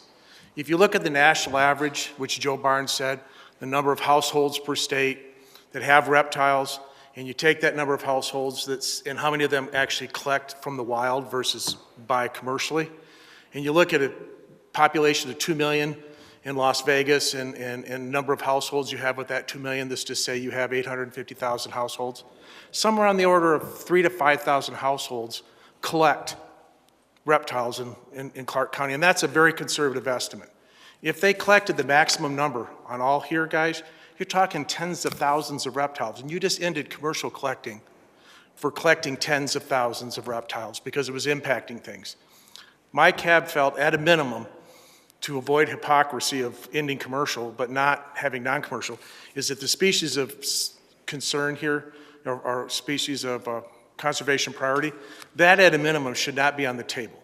Or if people want to collect those, there should be a permitted licensing thing that they do like other states, where they have a reason to collect them for studies or for other things. I'm not saying that there's not a lot in here that are really common things that people can collect and do all the things that the hobbyists like to do, but for these species of conservation concern, if they were enough concern to end commercial, we should be very concerned about hobbyists, because we have no idea how many of these are being collected, to be honest with you. I mean, and there's no data. And at a minimum, if we started licensing the hobbyists, we would actually have the data to know whether or not in the future we need to change it to 0 or keep it managed. So my board said at a minimum, do the species of conservation concern or conservation priority, remove those from hobbyist collecting. We really didn't say you need to have a license. I think that's up to you, because that's a lot more work for Ndow and stuff. And again, we asked law enforcement, and you could bring law enforcement up here. In the time that, because law enforcement comes to all my meetings, in the time that he's been in law enforcement in Southern Nevada, where we do a lot of reptile collecting, does he know of one citation, either commercial or non-commercial, for having harvested too many reptiles? The answer is no.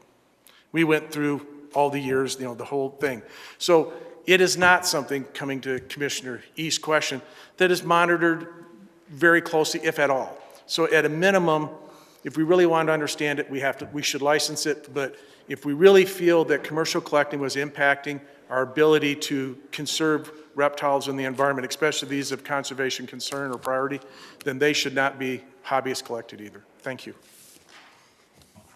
Thank you, Dr. Dixon. Further public comment in Carson City?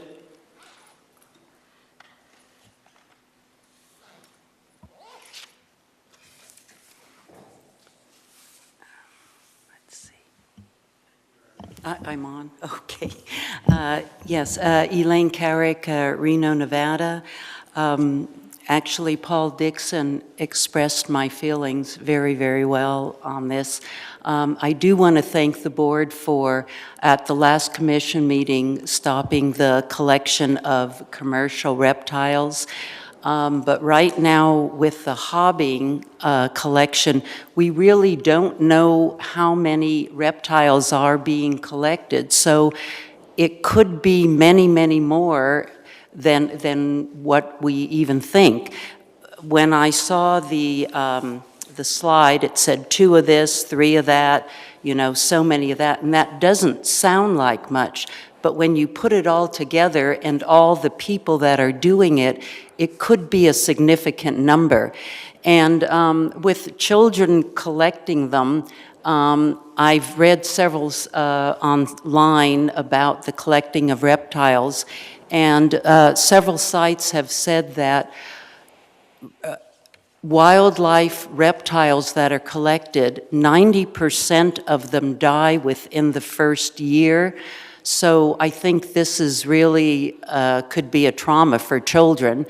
They do have so many reptiles that are being bred by breeders, and they do last a lot longer, so that is that option if children wanted to get it. And certainly just to be able to go out into the desert and look at the reptiles, hold the reptiles, but not take them home and have them die within a year. I know my husband and I are with the Lahontan Audubon Society, and we take classes out there to talk about the birds. And they love that, you know, but we don't take the birds home with us. So I really feel that there needs to be either, if they're going to be keeping the hobbying collection, we need to know exactly how many are being collected. It needs to be monitored. Possibly a license would be a possibility, but so many of these are reptiles that are somewhere on that list of concern, and I don't think we can continue to just collect them, and with habitat loss and development, these little critters need our protection too. Thank you very much. Thank you, Ms. Carrick. Further public comment in Carson City?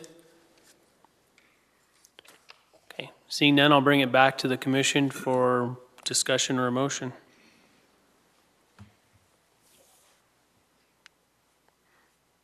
Commissioner McNinch.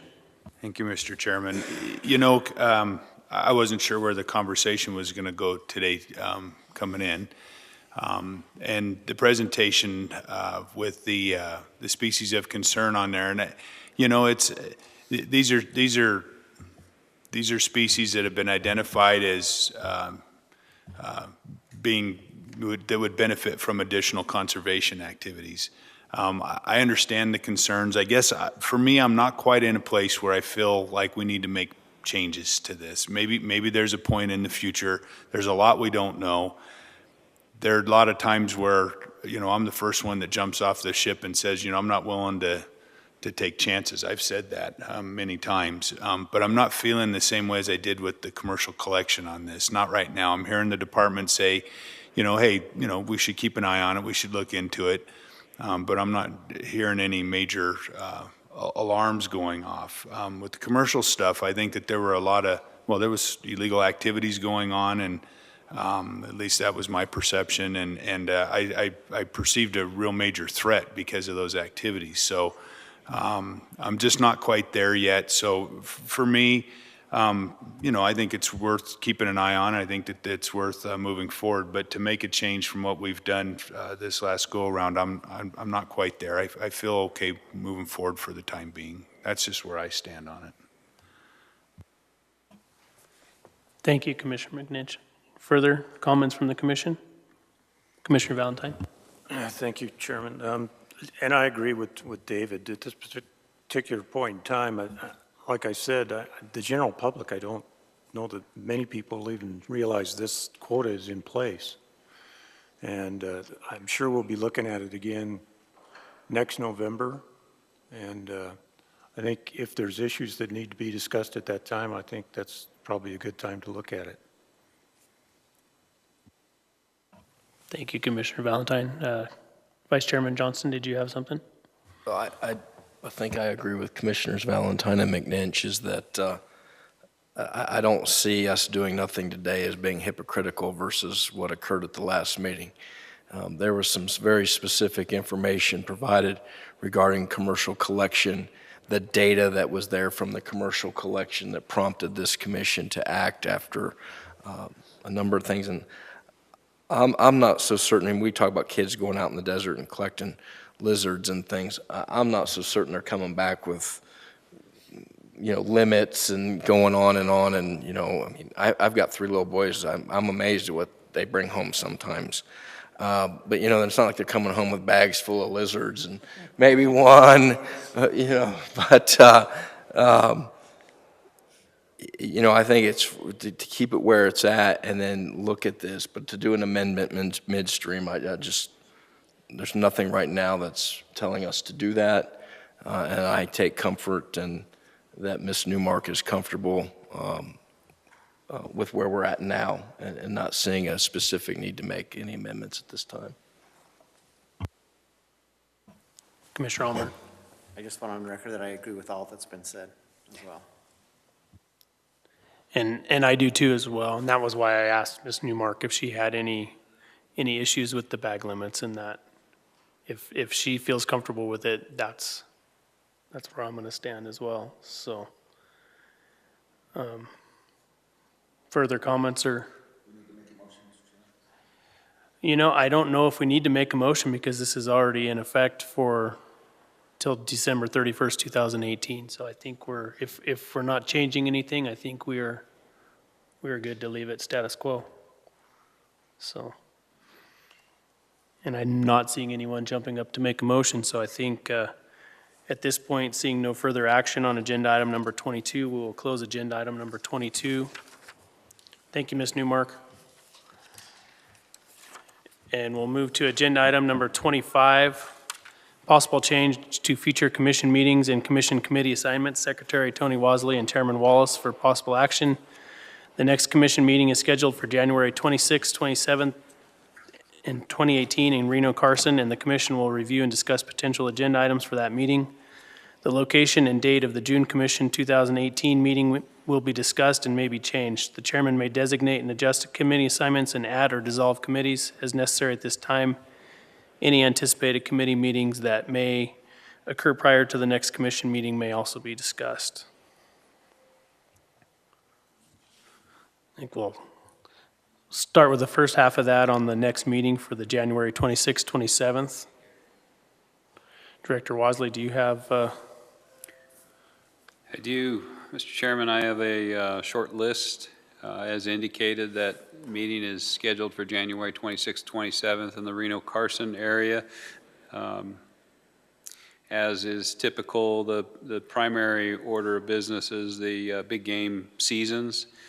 And so we will be looking at commission regulations to address wildlife heritage tags, the dream tag hunts, partners in wildlife hunts, silver state hunts, the tag application process, application eligibility, mountain lion harvest limits, black bear season, and then the big game seasons. We'll also have, on my list, I presently have 4 CGRs. The Commission General Regulations include CGR 470 on petitions. I believe that's ready for adoption. 440 trail cams, that may also be an action item at that time. 475 shed antlers, based on what I heard yesterday. There may be a desire to workshop that again, and then we'll have a workshop, a first reading for Commission General Regulation 473, which is a safe hunting distance regulation. It was one of the items that came out of some of the discussions with Sheriff Perini and others. And then we have 4 commission policies on my list for that meeting as well. Commission Policy 26 on elk management for a second reading. Commission Policy 3 on appeals also for a second reading. Second reading for Commission Policy 66, which was not addressed this meeting, but was addressed in Las Vegas last meeting on wildlife management area usage. And then a first reading on Commission Policy 51 that pertains to the Kirch Award and some edits and modifications that the department would be bringing forward to the commission on that Kirch Award policy. I think that concludes my list of potential agenda items for that next meeting. And I think you've covered them all. I was going to see what Commissioner McNinch had on the committee stuff. Is that? That covered it. Thank you. Okay. And I had one more. Tony, you'd mentioned if we wanted to report on the pitfall traps, if it's timely and if it fits in our agenda. maybe we could get a quick update on that. I was certainly under the impression that we were well on our way to being healed because the self-proclaimed perpetrator had taken care of business, but doesn't sound like that was the case, so. Thank you, Commissioner McNitch. Further commission potential agenda items? Okay, so I think that's, Can I make a comment? yes. This is just a request, and I don't mean to sound flip, but when we do the season settings, can we make sure we have the seasons from this year in the proposal with any suggested changes in the column next to it, so we do not go through what we went through at the last season setting where we had the proposed seasons without reference to the prior year? Absolutely. You can count on that. Thank you, Vice Chairman. Thank you for that. Okay, so that will, I believe that covers for the next commission meeting. And then as far as the location and date of the June Commission 2018 meeting, as many of you may know, that will be my final commission meeting. And I have talked to the department about it and potentially moving that to my hometown location, but I also recognize that it's in a very rural location, and there may be some logistical issues involved with that, and I don't want to be that selfish to do that, but I do want the commission to know that it would be, it is an option, but there's going to be some logistics, and it's going to be a lot more difficult for the commission and for cabs and public to attend. We have a good location for it, but I do know that we've had some discussion. I've talked to a couple of different commissioners just in passing about it, but I'm going to leave that up to the commission to make a decision there. And what brought that kind of up in the first place was Commissioner Johnston came to me about the dates of the June commission meeting. So I'll let him address that. Yeah, I already know I have a conflict with next year's dates. I alerted that to Chairman Wallace.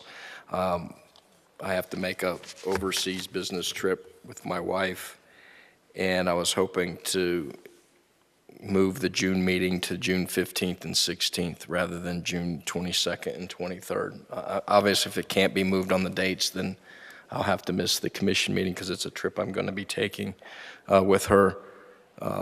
But I'm more focused on the dates. I leave it to everyone else on the location. I think Grant has, I don't know if earned the right to have a meeting in his hometown, but I think he has. But I understand the logistical difficulties. I'd like to hear the department or input from the department on that. But I went to a water meeting by the legislative committee on water in Dyer. I figure if the legislature can have a committee meeting in Dyer, the commission could too, and it might give us an opportunity to see another part of the state. And Commissioner Young.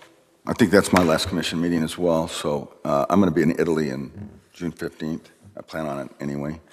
I know that for a fact, as I'm going to join my wife over there from Bishop Gorman High School trip to tail end. And since it's my last meeting, I would like to have it in Dyer as well. Yes, I'd like to support both the dates and the location. No problem.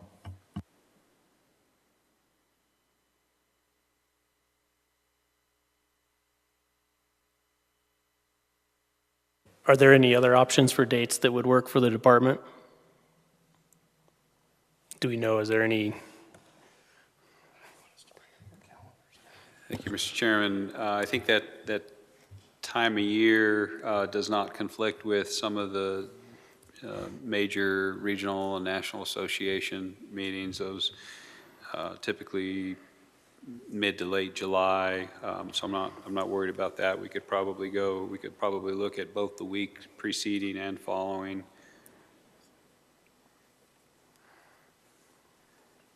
And the date for that, is that the 22nd, 23rd as currently scheduled? Is that correct? Currently scheduled for June 22nd and 23rd. Right. So what about that following 29th, 30th? I got to pull up my calendar. No, I will be back by then. it's a short trip.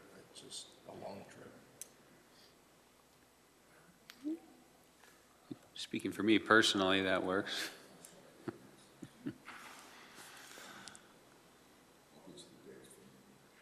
Okay, because if we can make that work so all commissioners are able to come, that would be, I'd rather work around everyone else and try and make it work. Commissioner East? I would love to go to Dyer, so I'm open in June, so I'll make it work. I know the 15th, 16th is tough. It's Father's Day weekend too, so guys be thinking Oh, about yeah. that. I think that's Father's Day weekend, but that's up to you. That's up to you all. Doesn't affect me. June 29th and June 30th would work for me. I don't believe it did. 4th of July, I think, is on a Wednesday. 4th of July is on a Wednesday.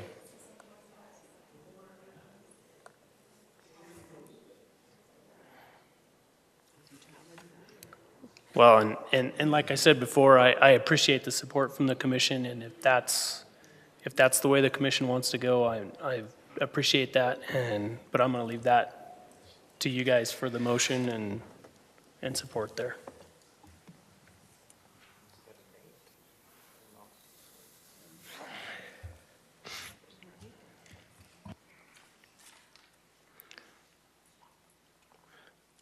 I'll make the first motion I move that we move the date of the June 2018 meeting from June 22nd and 23rd to June 29th and 30th. I'll second that.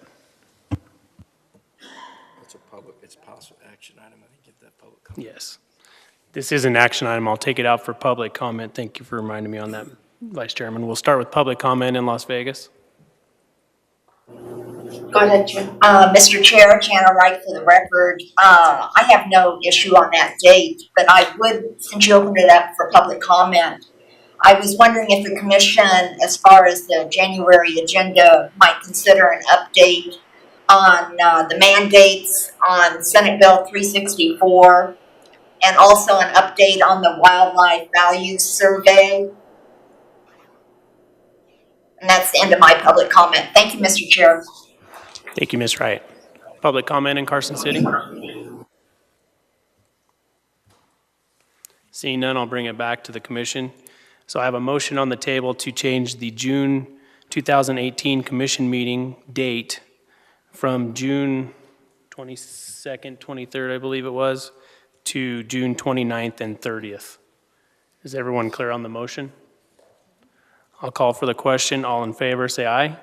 Aye. Opposed? Hearing none, motion passes unanimously. Commissioner McNinch. Thank you, Mr. Chairman. So as far as the place, I'm not sure that we need to take any action. I think we just designated it as Esmeralda County. Is that what we did last time? Isn't that what it's listed as now? No, it's not listed. It just is listed as a potential change of location. It's Pershing County. Oh, Pershing County. Okay. Mr. Chairman, would you ask Chad if our portable television equipment will be working for that? I guess we could ask that. Chet, did you hear that question?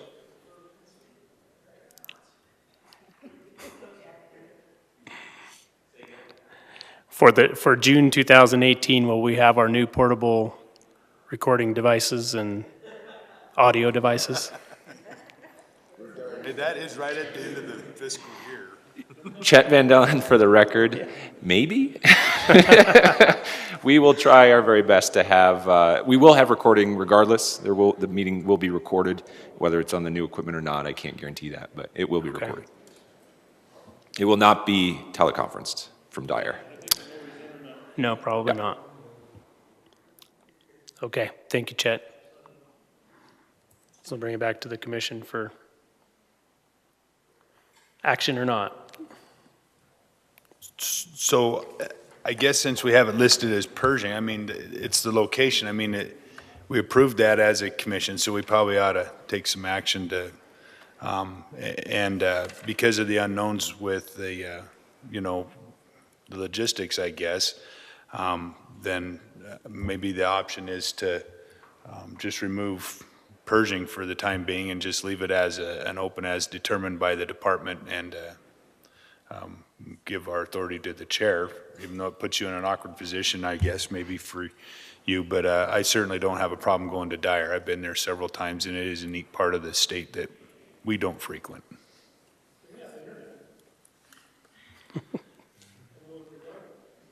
That was just a thought. So. Okay. Well, if we could, I have Commissioner Olmberg. I'll make a motion to change the June 2018 meeting to Dyer. Second. I have a motion by Commissioner Olmberg and a second by Commissioner Young to move the location of the June 2018 meeting to Esmeralda County, Dyer. Any questions on the motion? I'll call for the question. All in favor, say aye. Aye. Opposed? Hearing none, motion passes unanimously 8-0.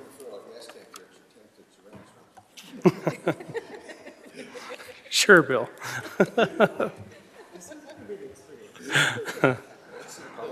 I appreciate the support of the commission. Thank you. We will close agenda item number 25. Move to agenda item 26. Public comment period. Persons wishing to speak are requested to complete a speaker's card and present it to the recording secretary. Public comment will be limited to 3 minutes. No action can be taken by the commission at this time. Any item requiring commission action may be scheduled on a future commission agenda. So we'll start with public comment in Las Vegas. No comment in Las Vegas. Thank you, Mr. Chairman. Okay, thank you, Las Vegas. Public comment in Carson City.